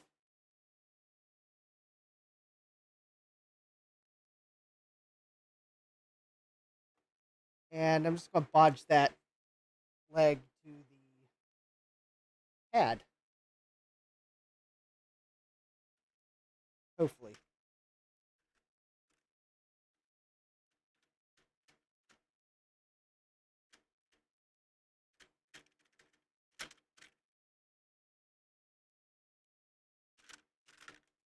I looked at the board wrong, so where it went originally is wrong. So, all right.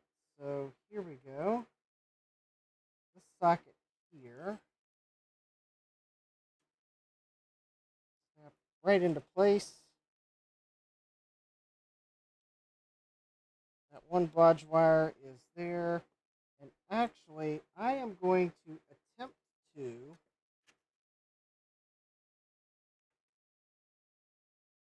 very carefully bend this pin over to meet that copper trace.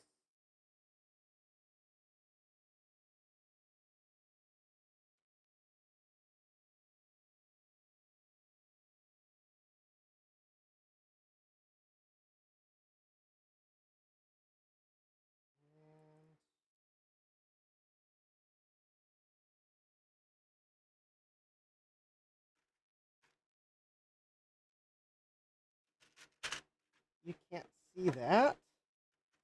So I bent that IC pin over to hopefully meet that copper trace. I'm going to try to solder bridge it. And then this is that other pin where I put the little enameled wire. I'm going to see if I can twist the enameled wire around the pin.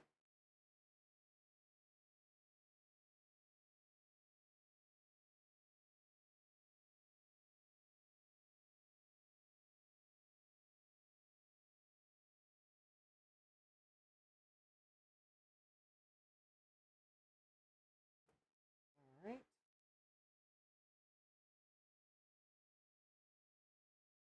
I think that's good. So let me get a couple corners of this IC socket so that I can secure it in place. Although I don't think it's going to go. Oh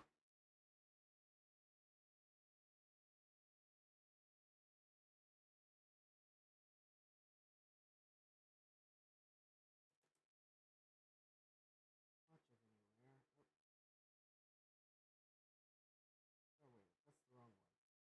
Get that pin and that pin.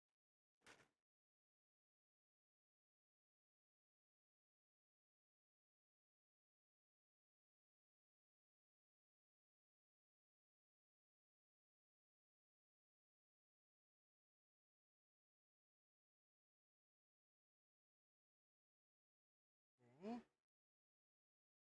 Now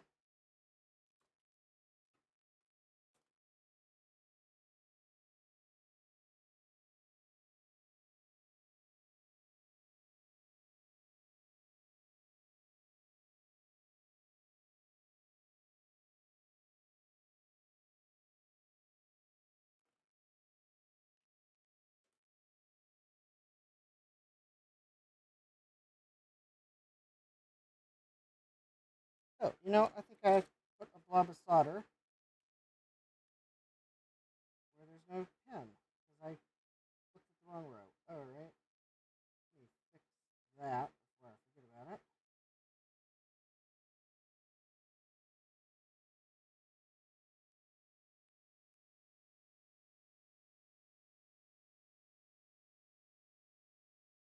All right, I'll fix that in a moment.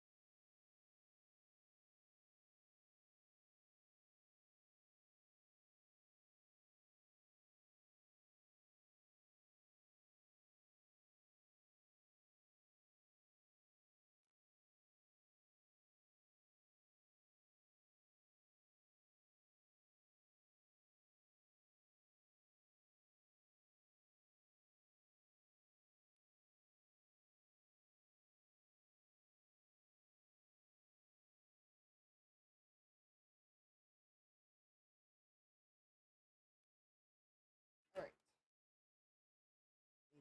Clip the. Oh no, let me not clip that just yet. I don't. Oh, let me clip that as while I see where the end of it is.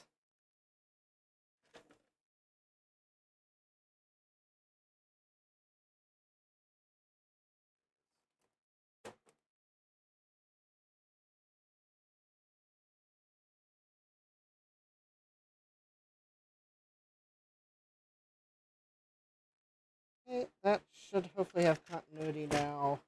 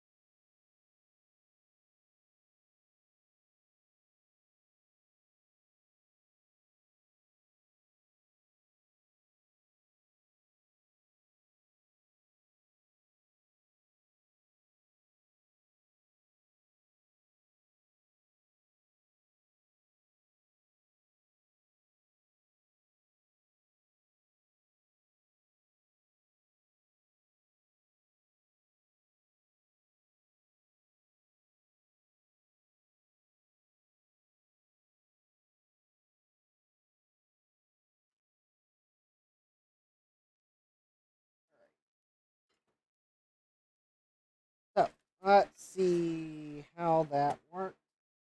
Let me touch the socket pin here and this trace here.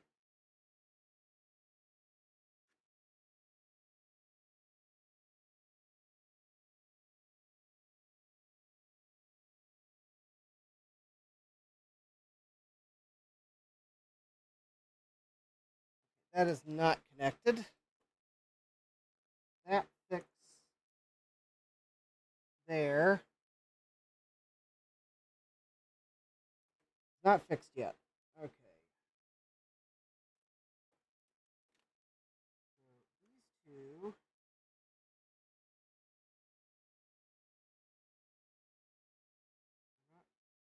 Those aren't shorted together. However, the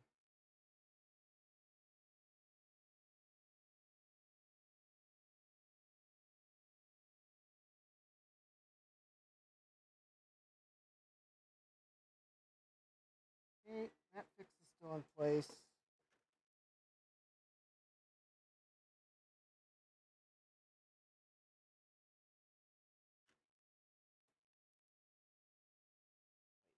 That's the right place.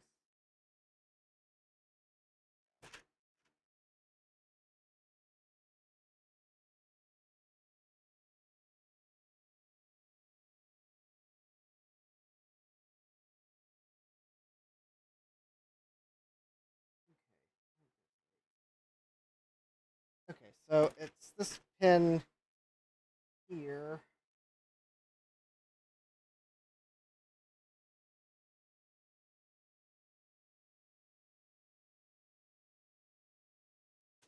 Let me see if I can find a little itty bitty chip lead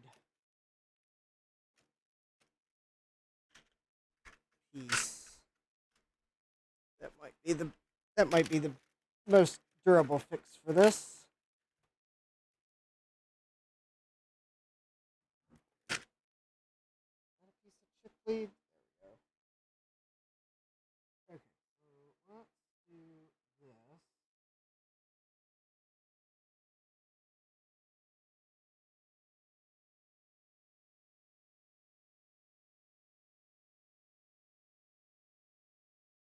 Bigger than I wanted. Oh, please, watch. Somewhere I've got some wire. If I could find that wire, I would just use a piece of that wire, but I don't know what I did with it. Also, is my YouTube chat misbehaving?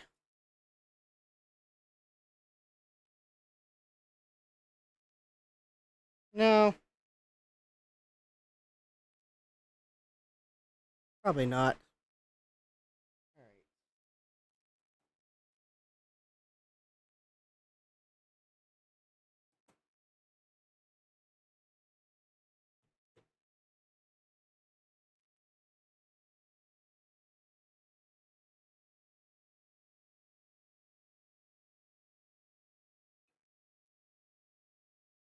Well, I will just use a little piece of enameled wire, I guess.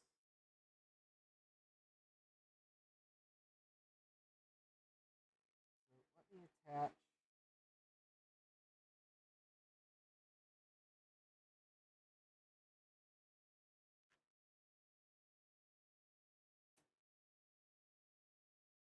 One side here.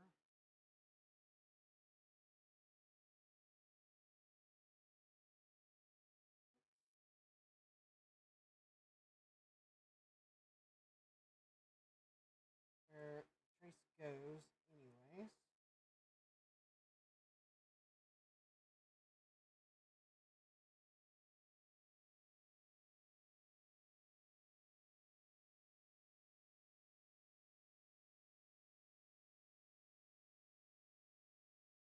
right.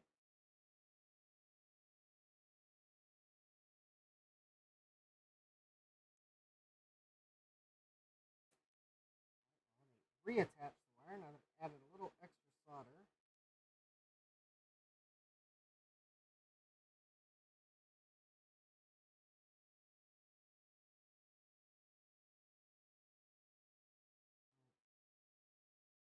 Okay, now I will run this wire.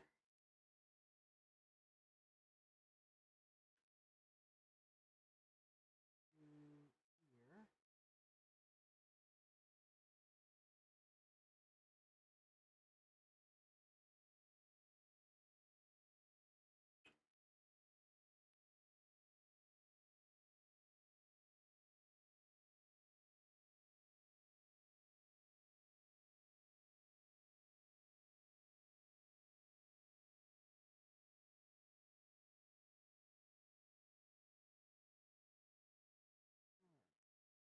Got the enamel off of it. I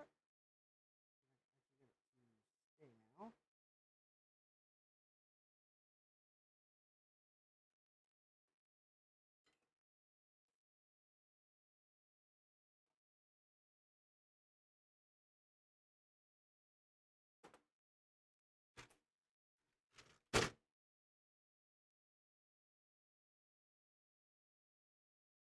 Oh,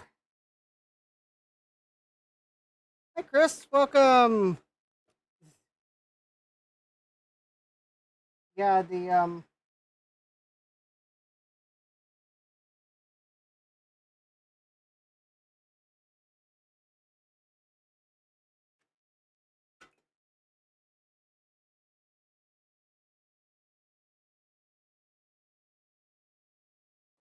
Yeah, that was a weird tweet. Capcom is actually working on a new video right now.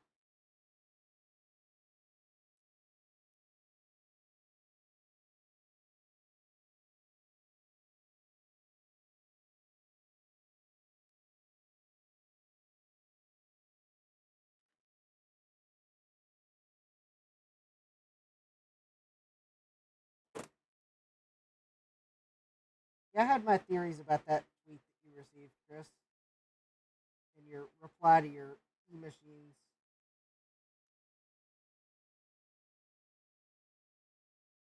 My most innocent theory was that person was actually trying to buy it and was using some weird reverse psychology to keep you from doing so.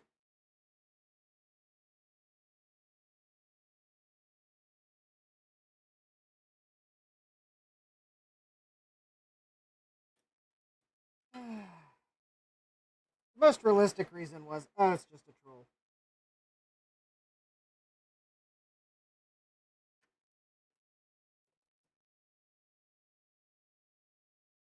Okay, so now do I have continuity between those 2 points?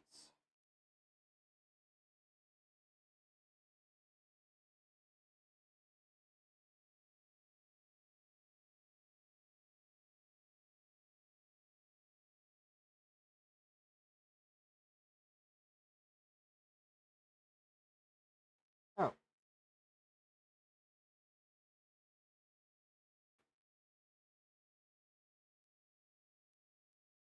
yes. All right.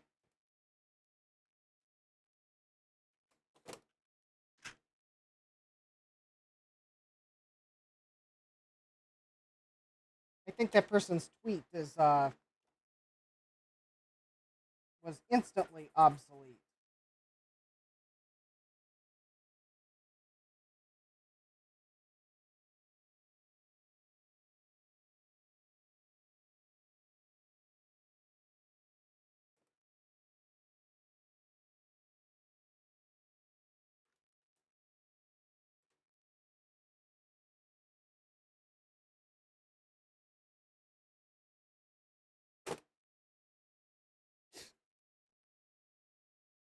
Okay, so now that I have attempted to fix my best destruction attempt, we'll go ahead and put these other sockets in. Oh, I gotta fix. I gotta fix that. All right.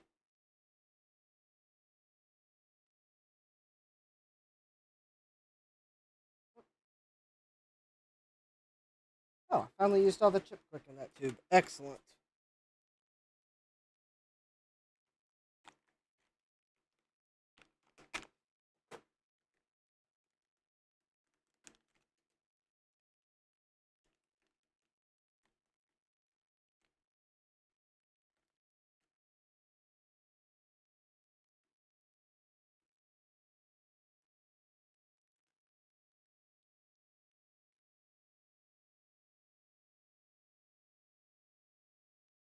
Oh, hey, Sloopy. Welcome.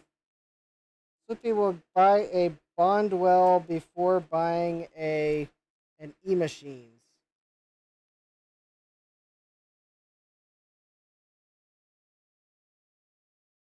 I have to say,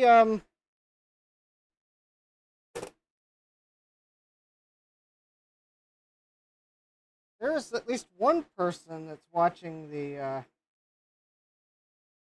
that e-machines listing on Facebook Marketplace that was trying to think of the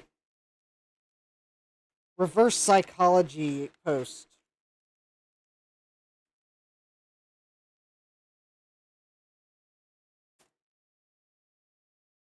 Also trying to figure out how to get Steve to take the table.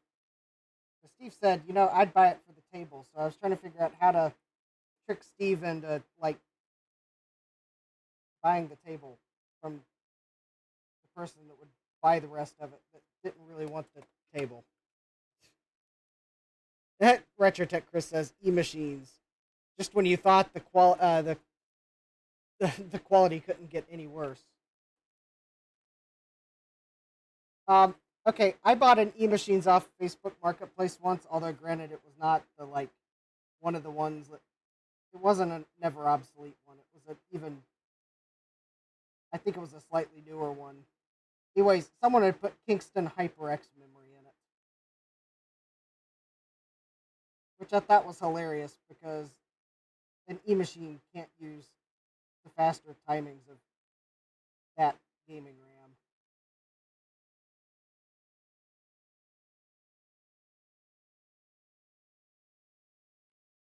Because that gaming RAM requires a machine that you can set an XMP profile, and you can't do that on an e-machines BIOS.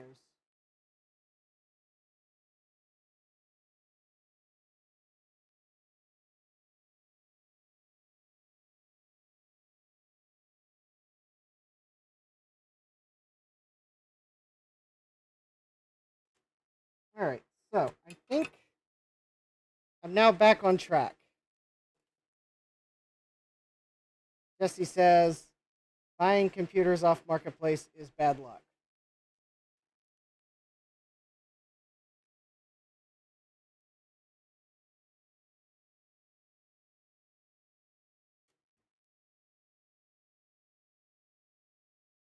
I think I've had worse luck on eBay than Marketplace, but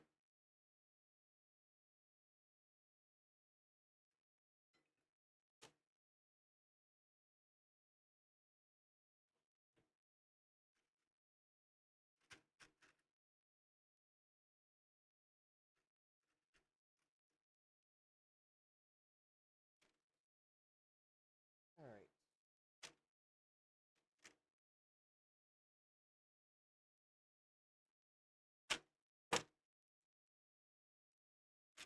Let's get these two.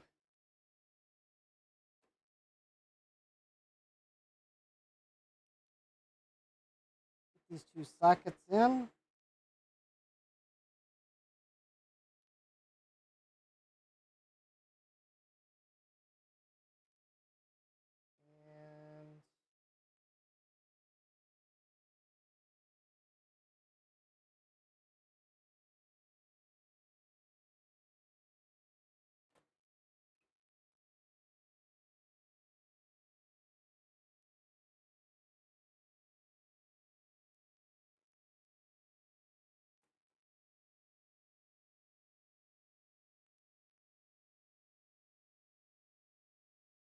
oh, that was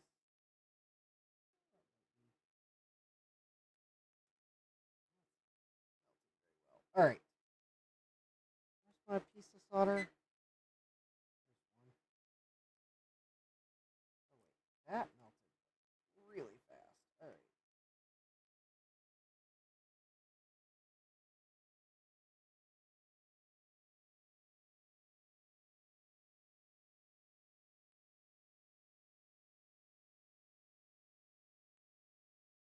Those are at least tacked in. All right.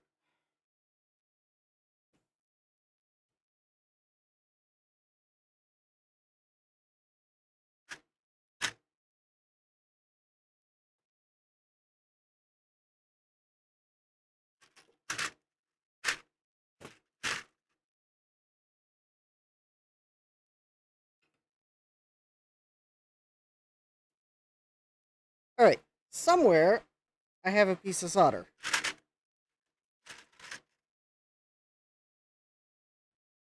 Apparently I missed it. All right. Or it probably fell on the floor. Oh, this socket. Good. All right.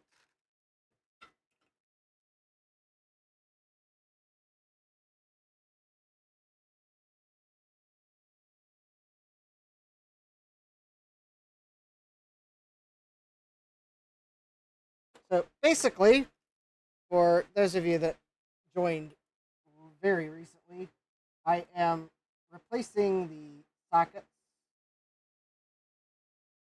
on this row, and then I'm actually going to put all the chips back in, and we'll do a power up test, having just replaced the sockets in the row where the CPU is, and I guess the few sockets around the slots.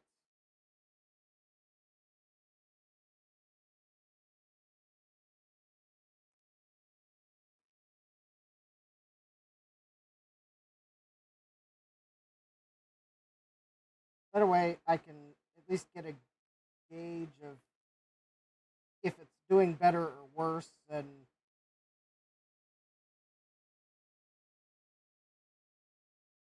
hopefully tell if I maybe haven't fixed all the breaks yet. 'Cause I did think I identified there were only two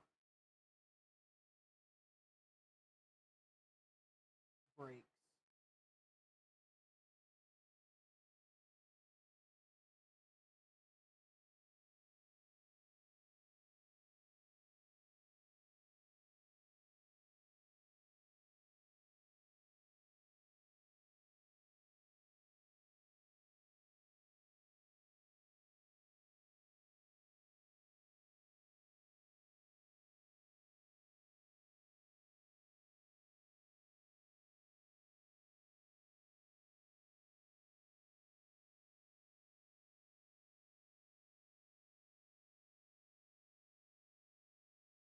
All right.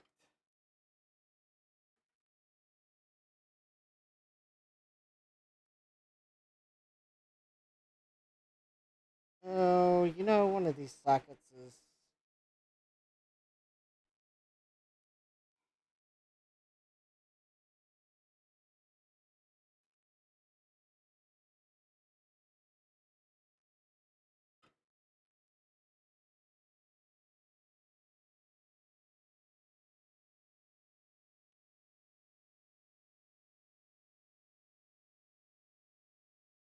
All right. Well, I guess we'll just leave the socket. One of the sockets went in a little crooked.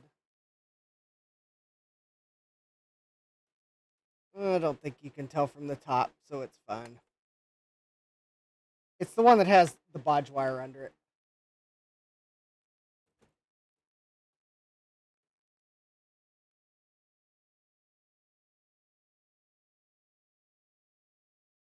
All right, let's get the CPU socket.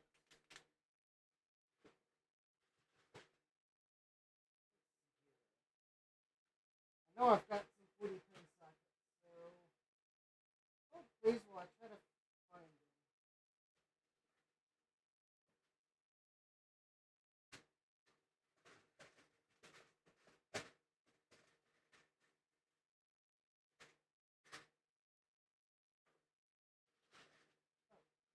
them? There they are. No, those are 48-pin sockets. What? Okay, there's a 48-pin socket.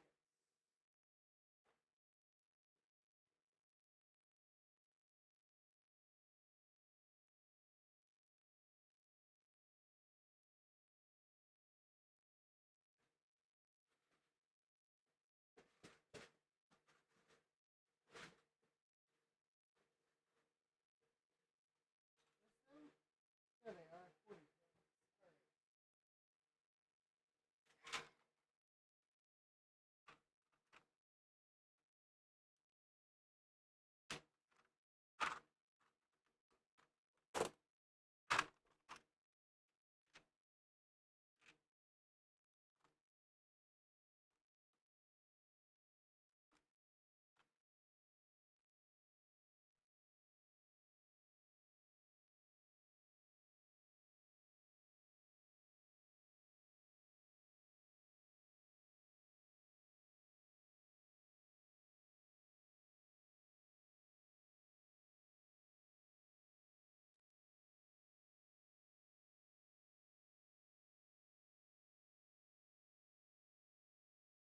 All right. Good night, Sloopy.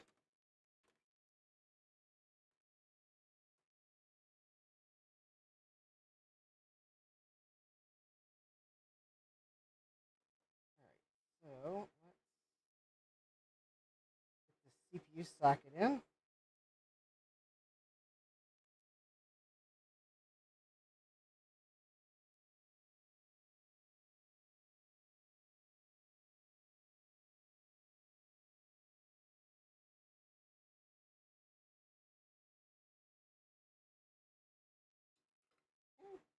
Double check that it's in nice and flush. And note how, yep, I'm installing all the sockets correctly according to the silk screen, which is the way they should have been from the factory, but they weren't.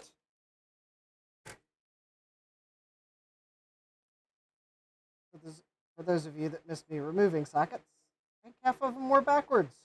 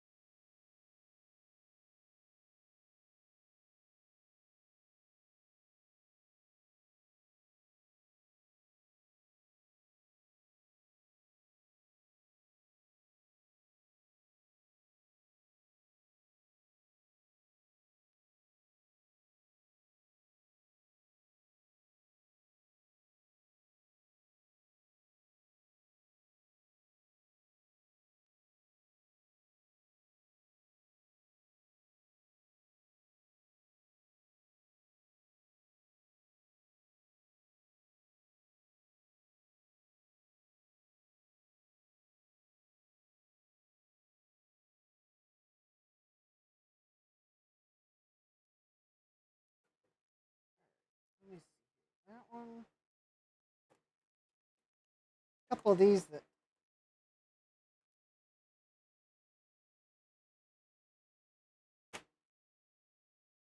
probably just throw that old tube away because it's empty. All right, let me retouch those two and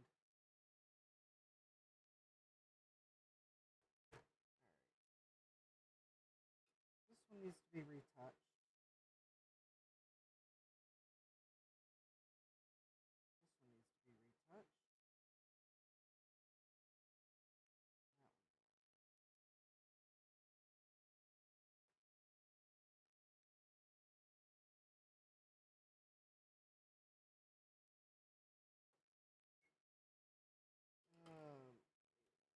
Why?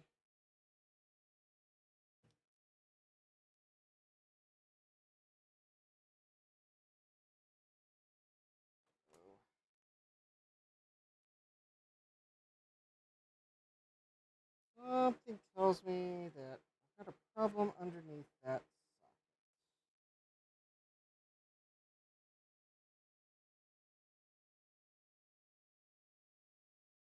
One of these pins.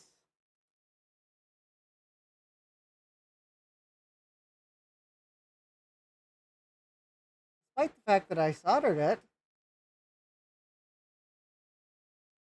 like all the solder is wicking up to the top of the board.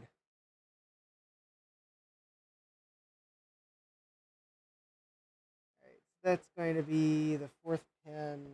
It'll be that pin.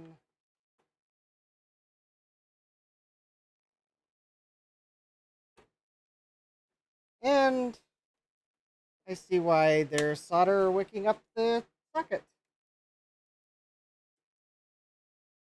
There is solder in that pin of the socket, so I get to remove the brand new socket.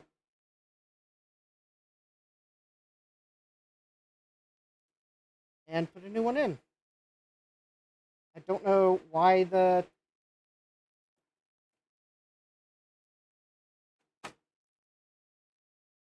solder was wicking into the pin, but it was. It is.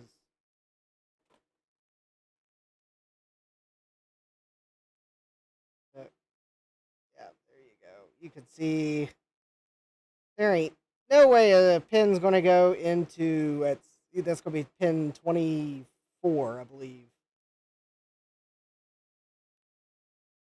The rest of them cooperated. Pin 24 did not. And I'm about to remove the socket.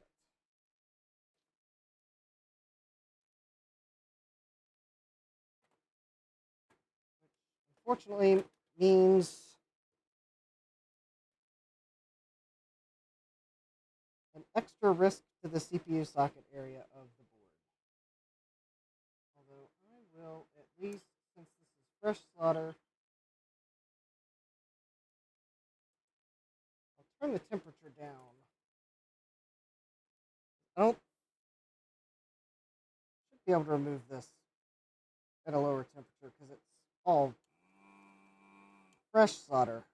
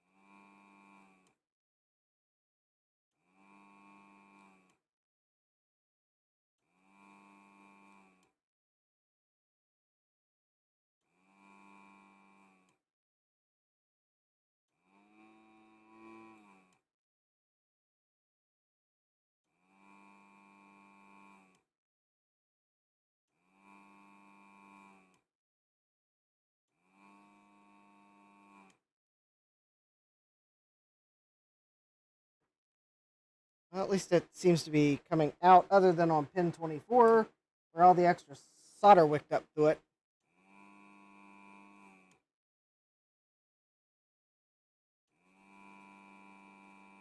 Oh, hey, Dave, welcome.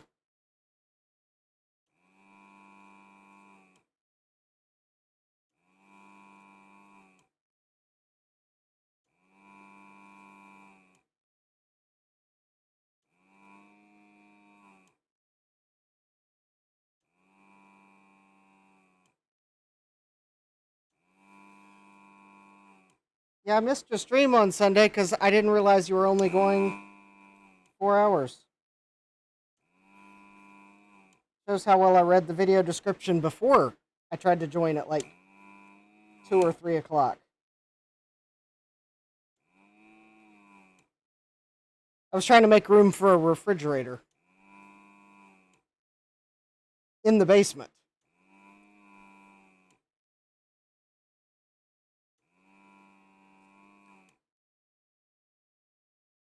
Actually, I think I'm going to go grab a bottle of water from it.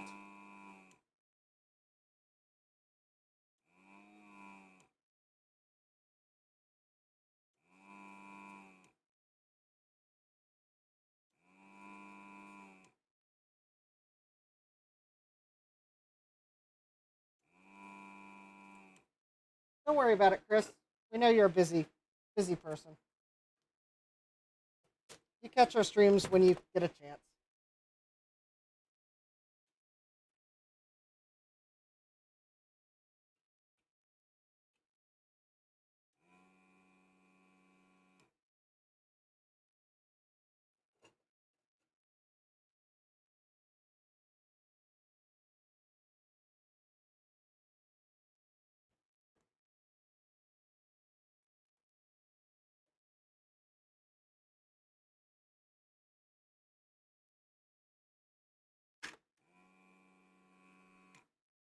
All right. And now I'm regretting removing the solder that had flux on it using this because it is a wee bit smoky. All right.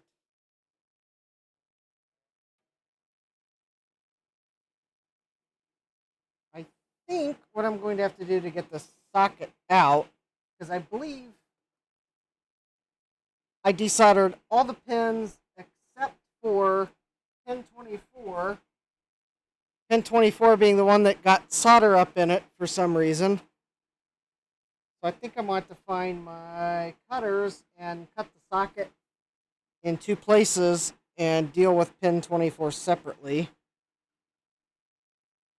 But I apparently misplaced my cutters.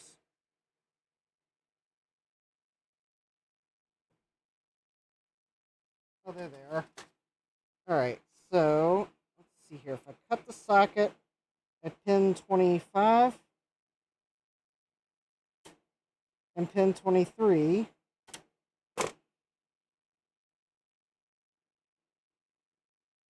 oh, almost. Let's see if I can get. All right.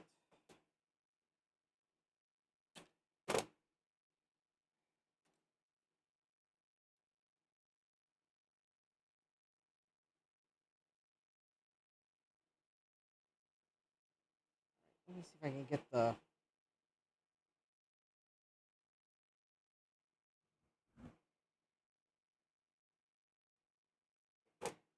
All right, let's see.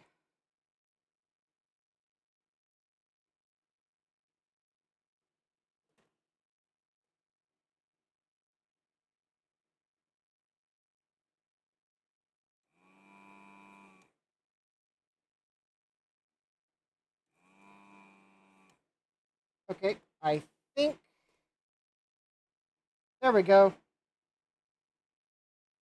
Except for one last straggler pin.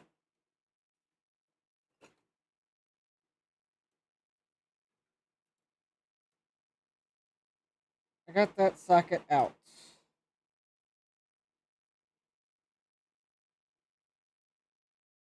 Oh, nope, the pin's out. Okay. So why?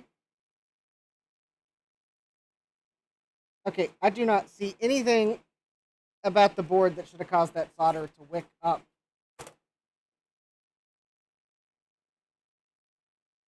Well into the CPU socket on that one pin. Unless I somehow got solder. Did I get flux in the socket, maybe?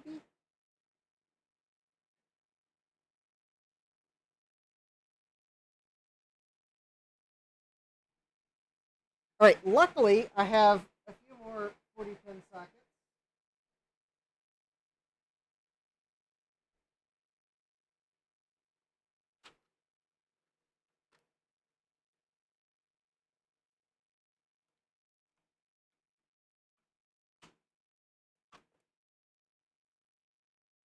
And yeah, I'll go grab a bottle of water here.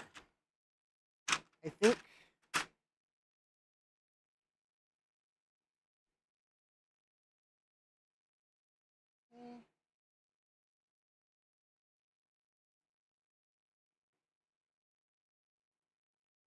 Actually, I'm going to use pin.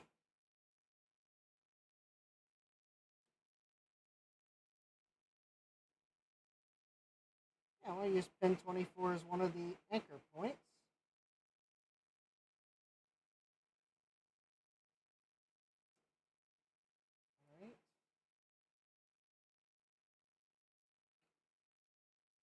that if it does something funny again,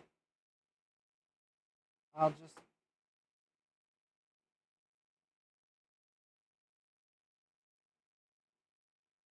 Yeah, it looks like it soldered fine that time.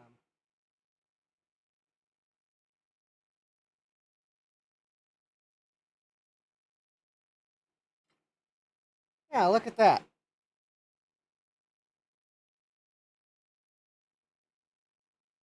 Totally fine solder joint that time. Whatever. Alright, maybe I got solder flux on the other side of the socket and that kind of pulled the solder through. I don't know.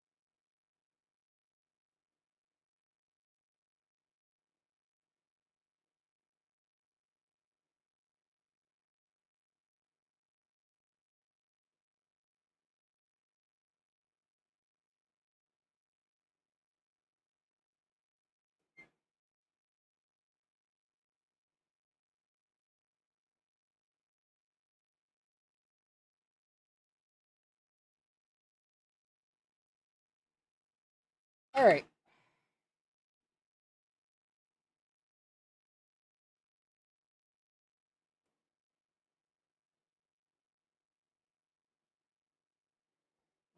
I don't know why, but a couple of those solder joints look.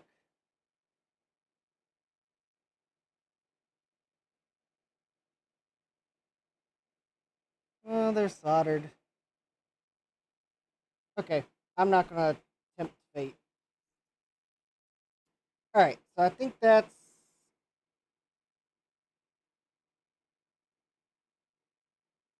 a 20 pin socket.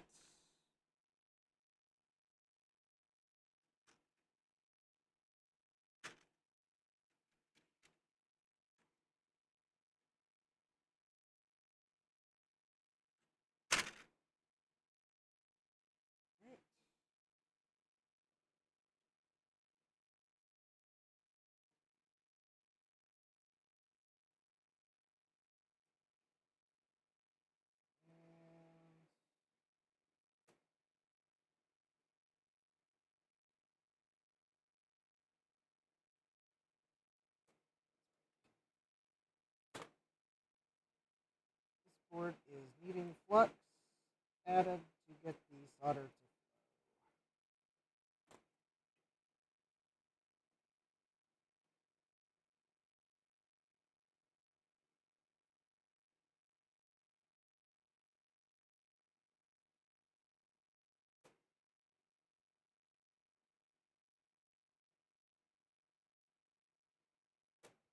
Okay.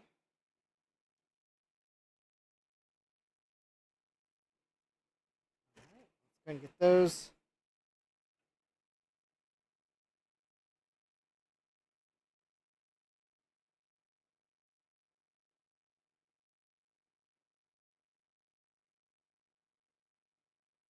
Right, the reason why the next chip spot has solder in the vias is because it's not populated on this board. There was no socket there, and I saw no need to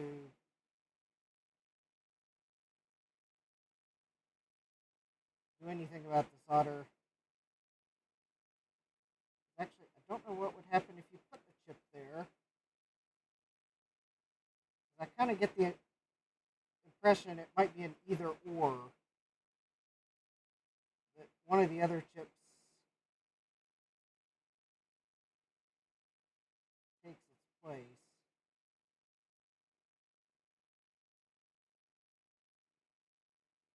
Because actually, my other clone board doesn't have a chip there either. So.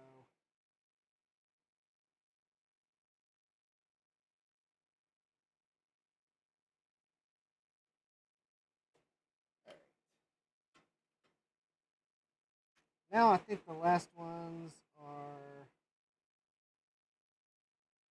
3 16 pins.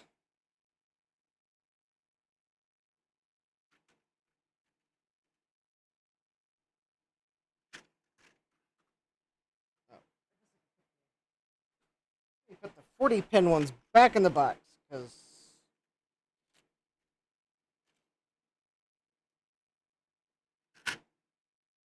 Alright.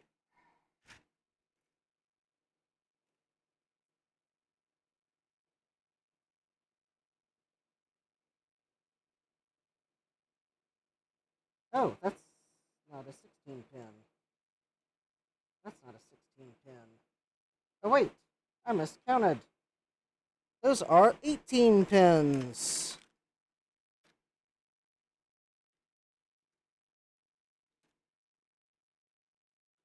Probably a sign I need hydration. Alright.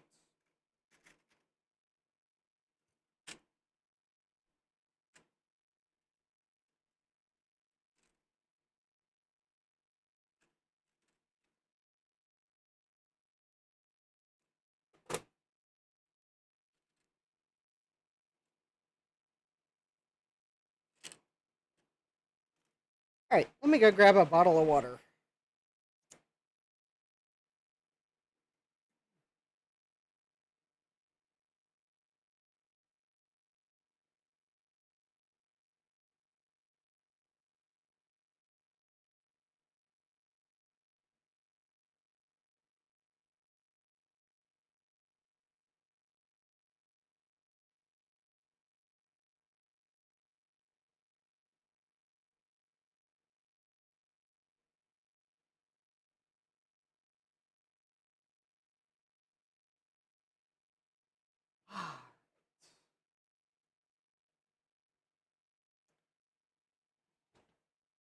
Yes, my newest addition to the basement. A refrigerator.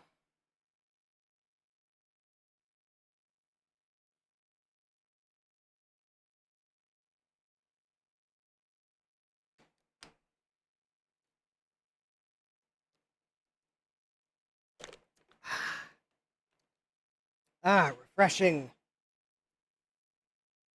Ice cold water.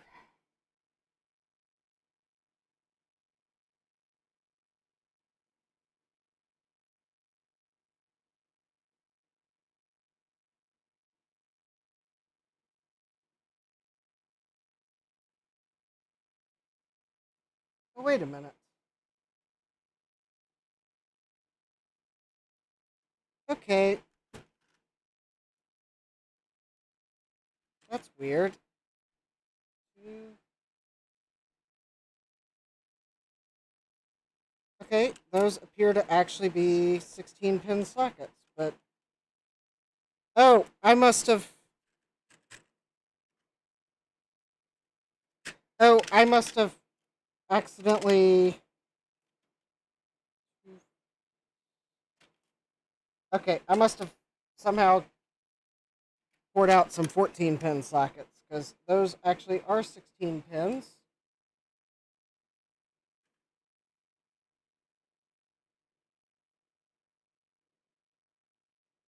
Yes, okay. Those were 16 pins. My initial count was correct, and I must have accidentally grabbed the 14 pin tube I have beside me, which obviously wouldn't have enough pins for those three sockets. Yes. All right.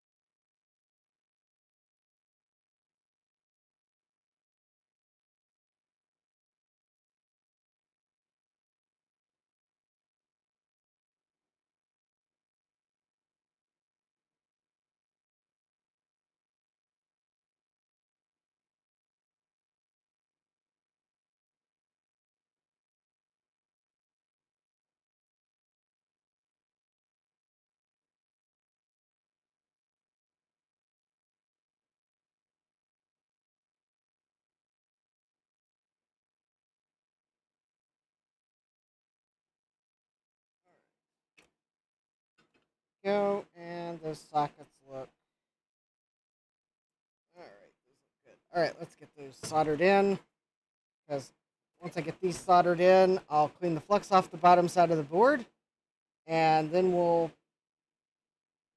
do our first test.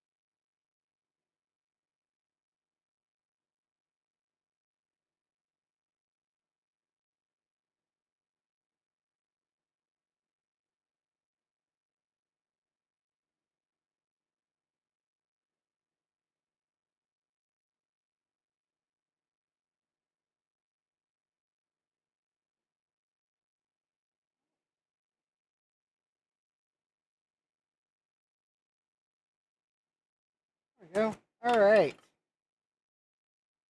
I think that is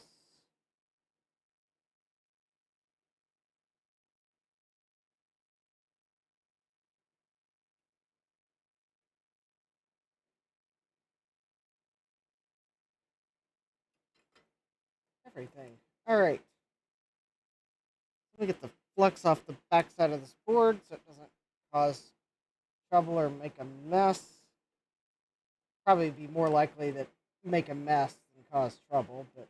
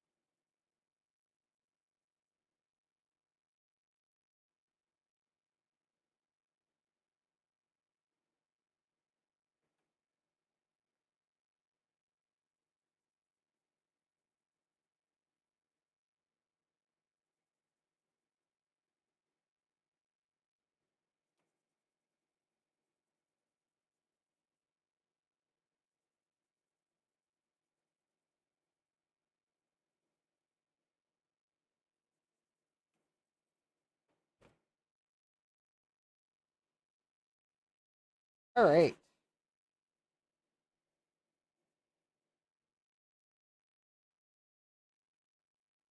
There we go.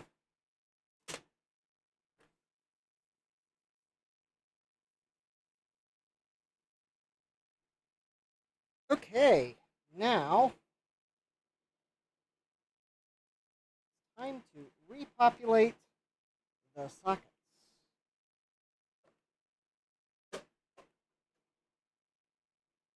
So we can actually test the board. And I'm not going to remove them all again. I will just remove the row that I'm working on.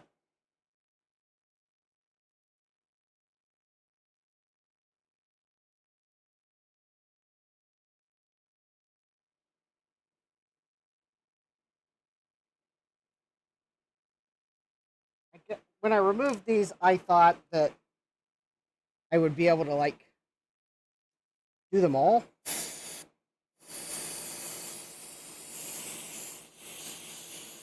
Yeah, those are new sockets. I'll go ahead and put some contact cleaner in them just to make sure there's no flux or anything.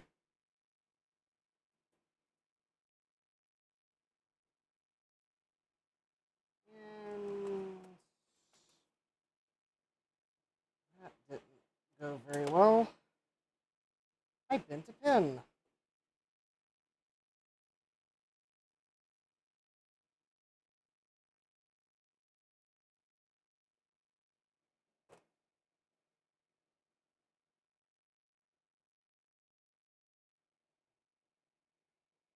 There we go.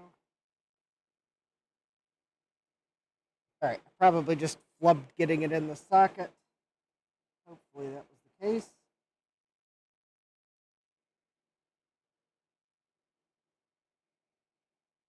Oh, that's Game IO. All right. So I put these on the anti-static foam in order, which is how I can get these back into their sockets so quickly.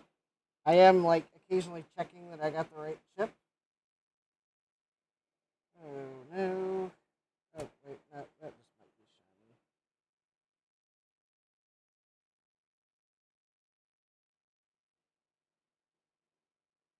shiny. Oh, alright. I gotta replace.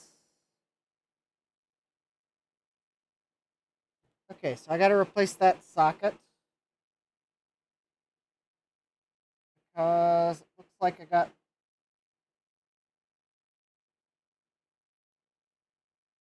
solder up in it. Oh, and that's one that's got a bodge on it. Great.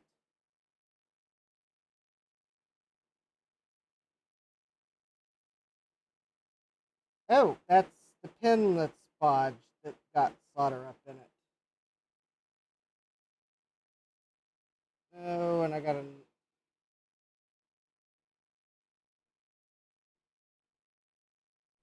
Okay, well, let me see what chips I can get in.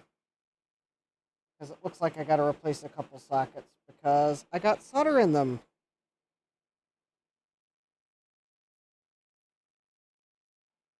Where's that one?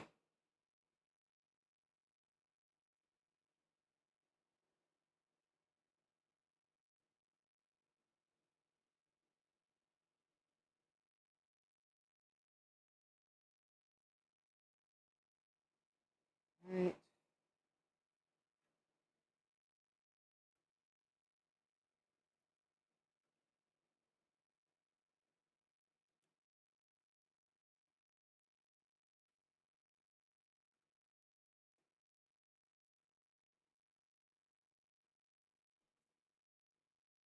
Oh, hey, Jack. It's not fixed yet.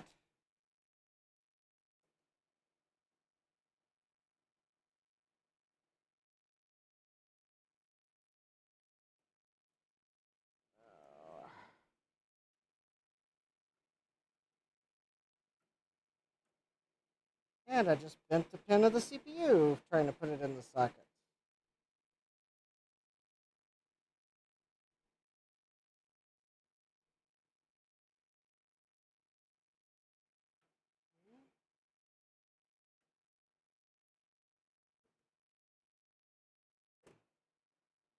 All right.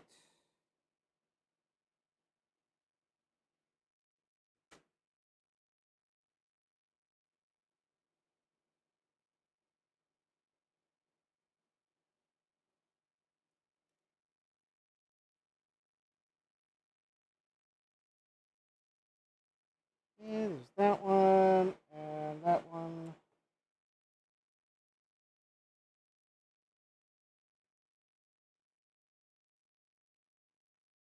Okay, so I got two sockets to replace. Might as well do before I put any more chips in the board. So it is.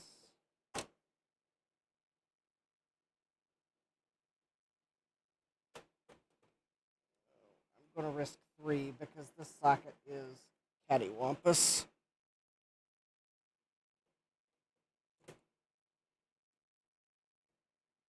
And probably because I want to reevaluate the bodge. So I'm going to get that one, and those two I have no choice. Or, well,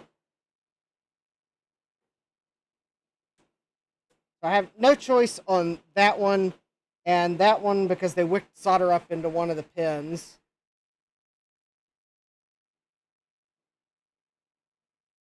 The other one I'm getting because it's crooked.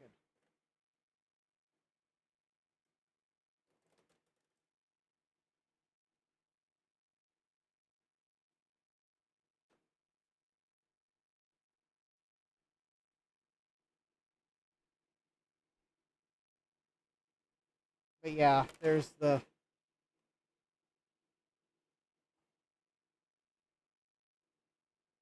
That one got solder up in it, and that one did too. I think next time I order sockets, I might not order them from Jamco.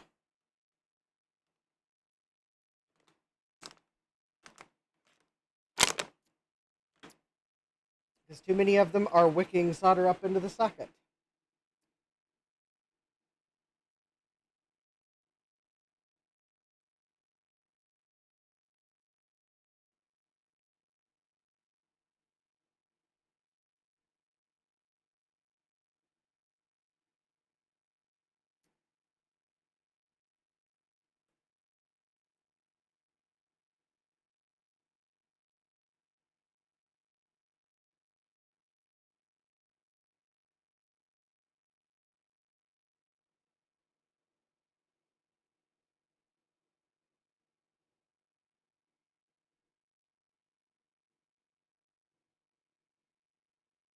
All right.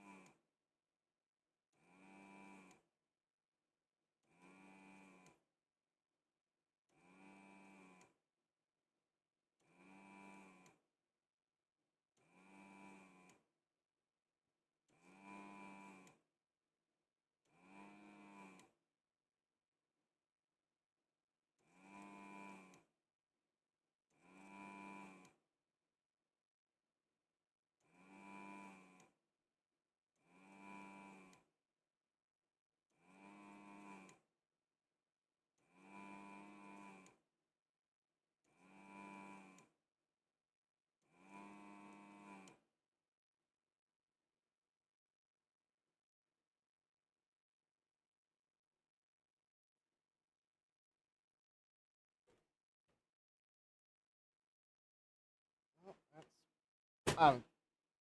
obviously not going to just come out this time. It's going to fight me for coming out.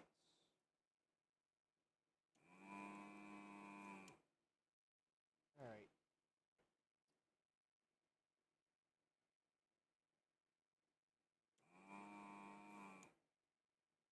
right. Okay, well, I got a third pad to fix now.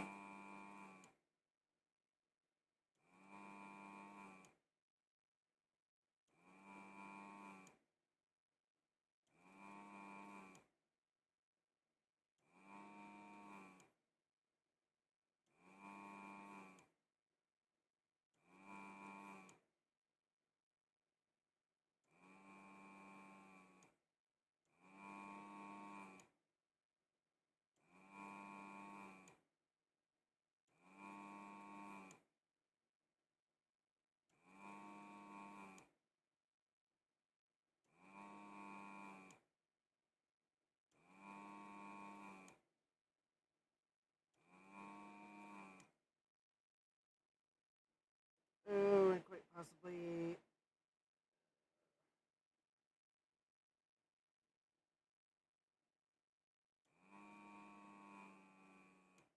All right, well, that's, I think, 4 pads. I was afraid of that, but I had no choice on that socket.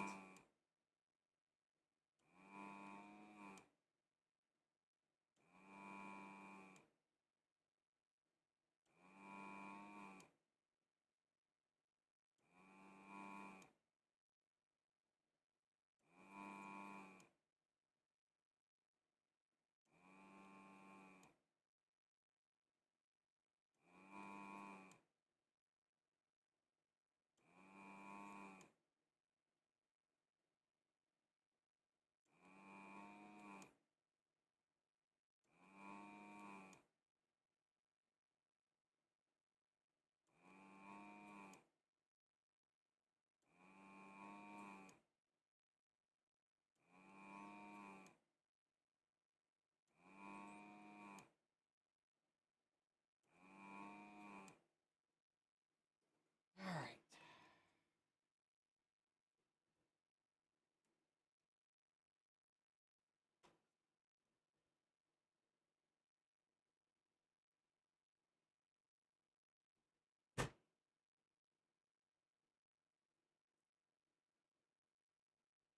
Okay, that one I figured would come out easily. This one is probably.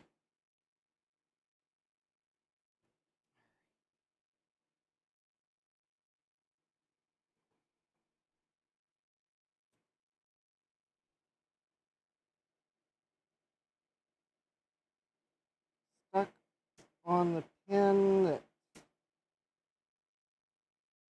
quick solder up, up, and another up. Oh, and the bodge wire. Okay, well, I suspected I was going to have to replace that. All right.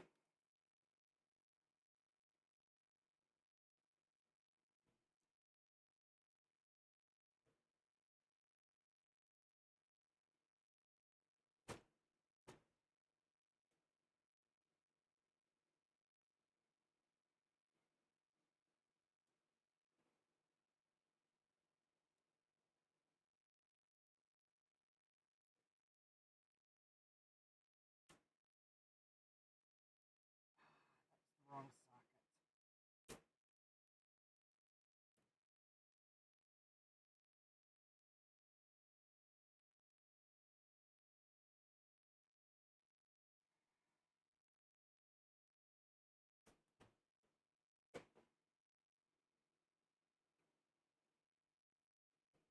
All right.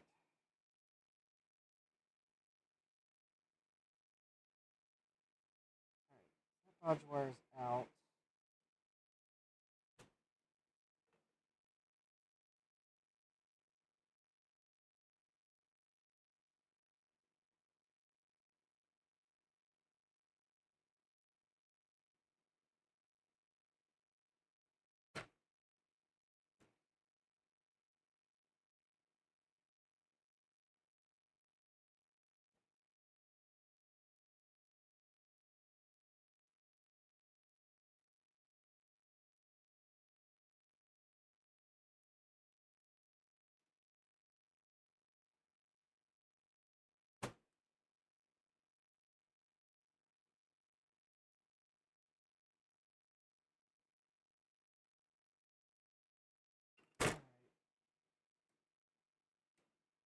Okay, let's fix my next mistake.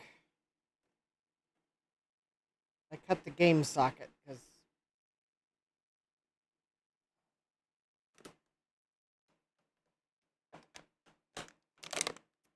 I forgot there was an empty socket beside the one that I was trying to remove.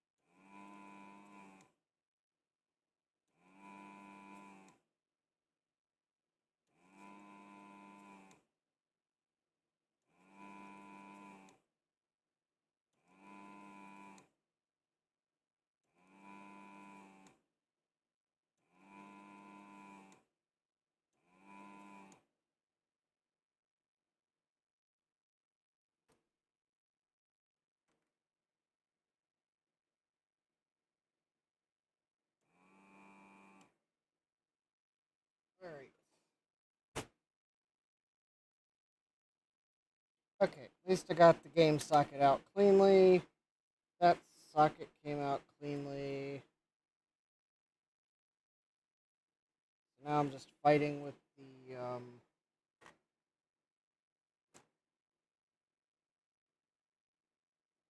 oh, pen that had a bodge wire on it.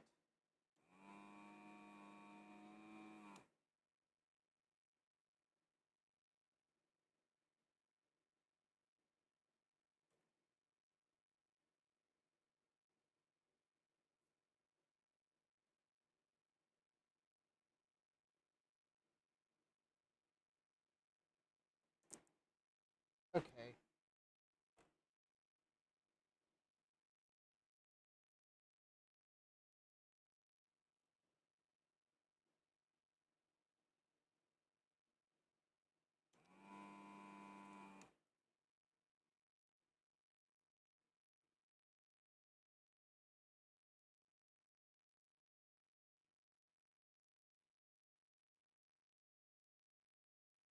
All right.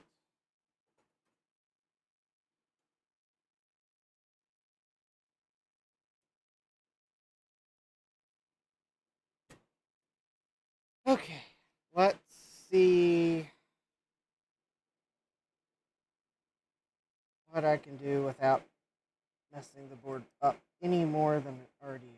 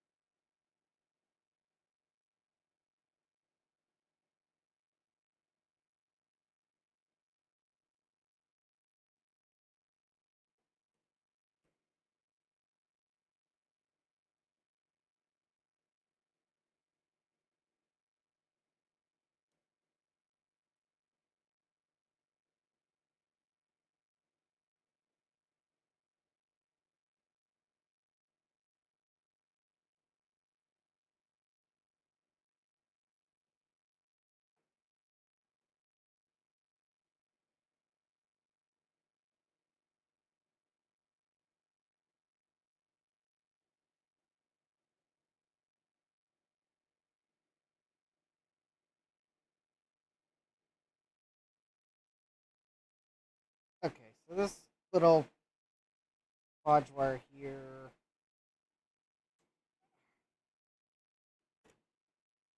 I'm going to replace it because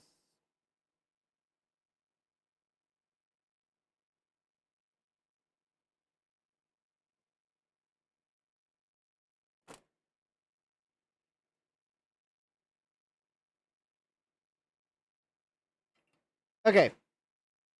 So now,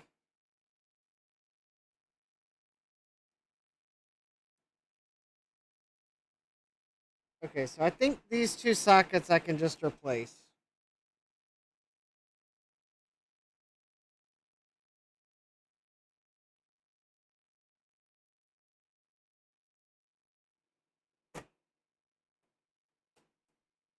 Unfortunately, the one socket that sustained damage last time around sustained even more damage removing it. It was the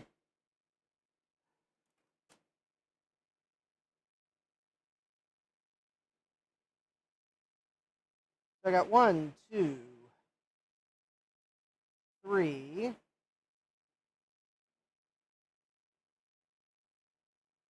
4, 5. I've got 5.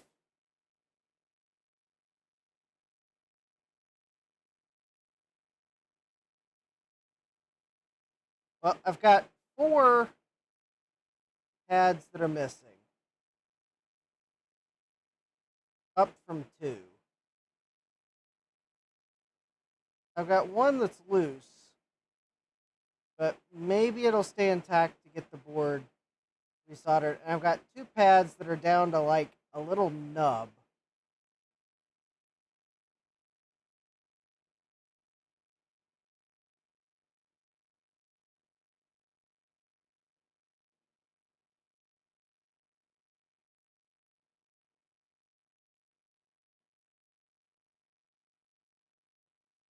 And I think this is probably the point where I'm going to stop working on this board tonight because I think what I need to do to fix this is get one of those pad repair kits.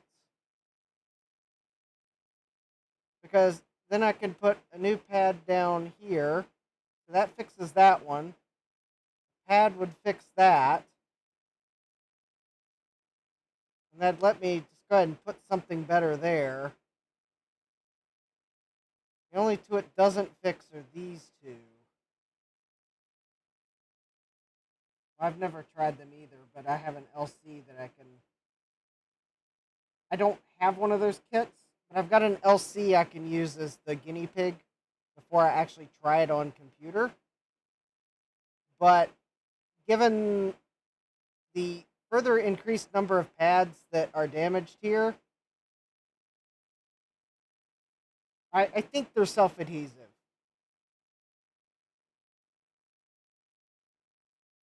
I think they have a self-adhesive bottom on them, but I don't know. I'm getting to the point where I I need something to help me repair these pads. The bell wire's not cutting it.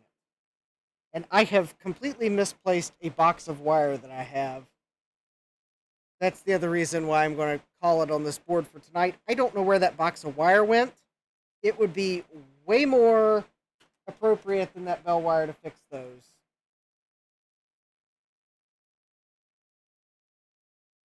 Sloopy, I'm having trouble with the wire wrap wire. The wire wrap wire is not doing it for me. It's just, it's not doing it. It's too small and flimsy for me to manage to get it. I need something that's... I need something more like what they used here, because the bell wire is not working here.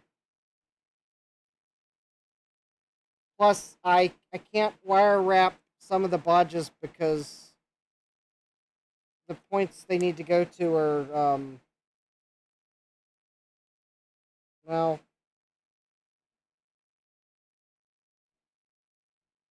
I don't know. I'm like, it's 11:30. There's not... I don't,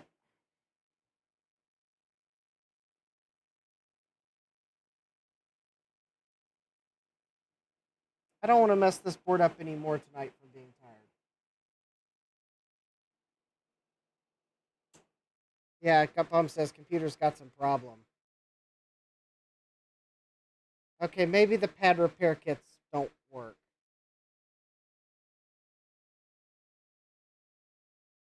I don't know how you all use wire wrap, or... Oh, Slippy's saying wire wrap wire. This isn't wire wrap wire. That's... I don't have any wire wrap wire. I've got something that's a close approximation, but I've lost the box. I'll get some wire wrap wire at some point.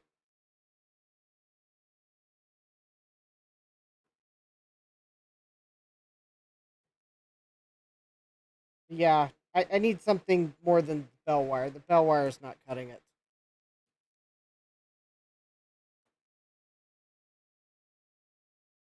Oh, Jax says I'm up for trying the pad repair kits. I'm just not expecting they work. Okay. Yeah, that's fair. Anyways, yeah, I'm like, I don't have any wire wrap wire. I have misplaced my other box of wire that has wire that's close enough to wire wrap wire that I think I could manage to get it to work. Gutbomb says pad repair kits are a nightmare. The bell wire is not cutting it. I don't have any wire wrap wire. I've lost my other box of wire. I am having trouble with the sockets that I bought. They keep wicking solder up in them. I don't know what that... I don't know why they're doing that.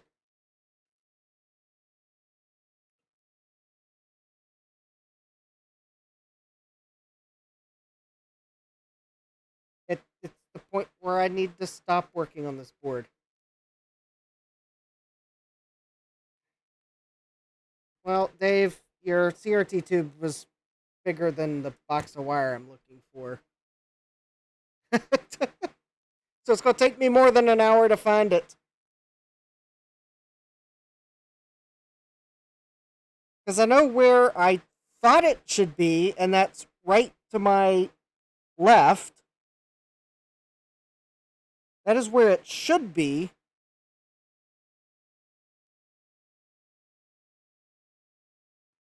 But it is not. Which means I misplaced it.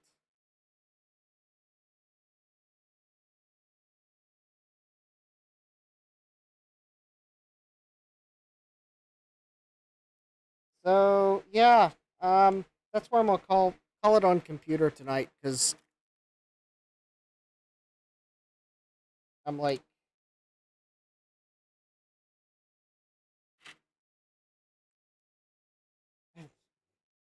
Dave says it's okay, just blame Steve.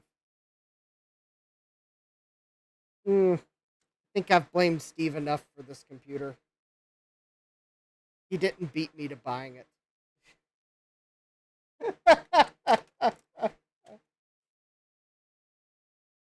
And he doesn't regret that either. That's like the yeah.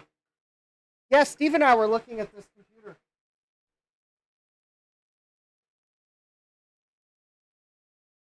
And I think we were both kind of waiting for the other to make our first move. And I think Steve let me because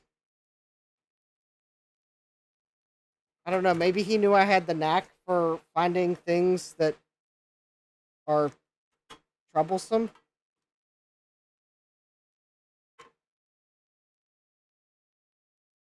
Maybe he just knew I was a bigger 8-bit Apple II person. I don't know. But anyways, yeah. That's computer. Alright, I haven't given up on computer. I just have to give up for tonight. I don't... Because I've misplaced my box of wire. I don't have any wire wrap wire. I'm getting tired. I'm causing damage. That's the point where you stop and you come back to it once you have what you need. Which, well, I don't know how soon I'll get wire wrap wire because, yeah, I want to, yeah, don't know when I'll find some eventually. All right, so Jack says it's okay. It's good to know when is a good time to stop. Yeah, now is a good time to stop before I damage anything else. So I guess I got sockets off. The new handpiece is working for removing them, but I keep wicking solder up into the new sockets, which is probably a sign that I need to stop buying the sockets I bought because I can't help to think that the reason they're wicking up solder is because they're too cheap. So I don't know what's up with that. At least the good thing is the sockets I removed tonight, I did not cause any pad or trace damage that I can see or tell. So I think I can get more sockets off without causing any damage. The problem is the sockets that I tried removing before I realized that the heater in my old one was failing. And I think the problem is not necessarily that the tip was the wrong temperature, but I believe it heats the entire tube. And I think that's where it was not staying at the proper temperature, so it was not effectively removing solder. Because I think the temperature gradient was failing. I think the heater was maybe just heating the tip and not the whole thing. But anyways, that's why I've got the one socket that has the damage. That's because I tried to use that on it, and yeah, before I realized the heater was bad. Unfortunately, it's not like it's got a light on it that says heater's bad.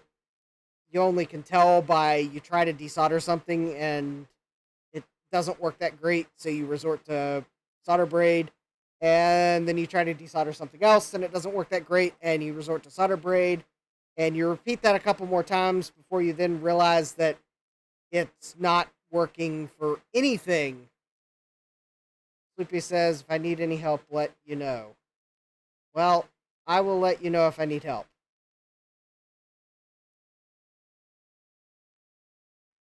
Because I might need help. I hate to send you a board, though, for like 4 to 6 ripped pads of something where I can kind of see where they go, but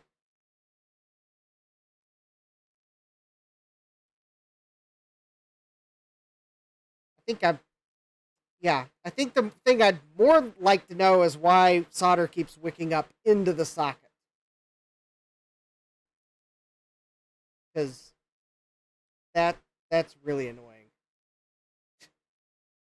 And I'll get some wire because I don't have any. And maybe someday I'll find that box of wire I'm looking for that is at least it's a little thicker gauge than wire wrap wire, but I think I could actually use it to bodge this board because it's not like insanely big, but it is a bit bigger than wire wrap wire, so yeah, wire wrap wire would be really great. I just have to get some. So anyways, computer is going to go back on the shelf for now. Thursday we'll be looking at the VIC-20 again. We will have Wheel of Regrets for that brown box you see on top of my printer box. There may also be another item that I may regret buying from eBay that is supposed to be delivered Thursday. I hope it arrives Thursday so we can just rip off the Band-Aid of the potentially stupid things I bought on eBay. But yeah, that'll be Thursday with the VIC-20. And then I'll figure out what I'm going to do next week. And then hopefully, yeah, we'll get back to computer at some point. It probably won't be next week. But I got to put my thinking cap on for next week. Oh, that's right. I might actually work on the IBM portable personal computer one night next week. That might be like one of the live streams, but I'll have to see. Because I do need to kind of work on that. Anyways, I'd like to thank you all for joining. Don't forget to smash that like button if you like me trying to get these old computers, even the clones of the old computers, back up and running. Subscribe and turn on notifications so that you know when computer or some of the other computers are on the channel for their return appearances. And don't forget to ring that notification icon so that you get a notification when I go live. Or at least that's the best way to get the notification. It doesn't always work, but if you don't turn on notifications, then it won't work. That's at least the one thing that's always true with YouTube notifications. Anyways, thank you all for joining me. Thanks for hanging out in the chat, being cool, all the help you've offered. And we'll get back to keeping up with the Commodore Thursday, probably the IBM portable personal computer one night next week because I'd like to get that repaired and back to its owner. And of course, that reminds me I need to order something from TechSelect first for that. I hear the Ron narrator voice, and he does not remember to order it for next week in the back of my head. Anyways, I'd like to thank everyone for joining me. I hope you all stay cool as it's kind of a bit of a scorcher in the U.S. these days, especially on the East Coast. I am glad I was able to hydrate, and luckily I have more water bottles in the refrigerator for the future. And let's see here. Let me make sure I got my finger on the correct place. So with that, I'd like to wish you all a great rest of your evening. Take care, and God bless. Computerized Start is brought to you by my awesome patrons on Patreon and by your tips and memberships on Ko-fi. These and other channel supporters make my live streams possible. You too can become a channel supporter with tiers starting at just $1. Don't forget to smash that like button. And if you've liked what you've seen, subscribe and turn on notifications so that you don't miss the next video or live stream. And as always, thank you for all your support. I hope to see you next time. And until then, take care.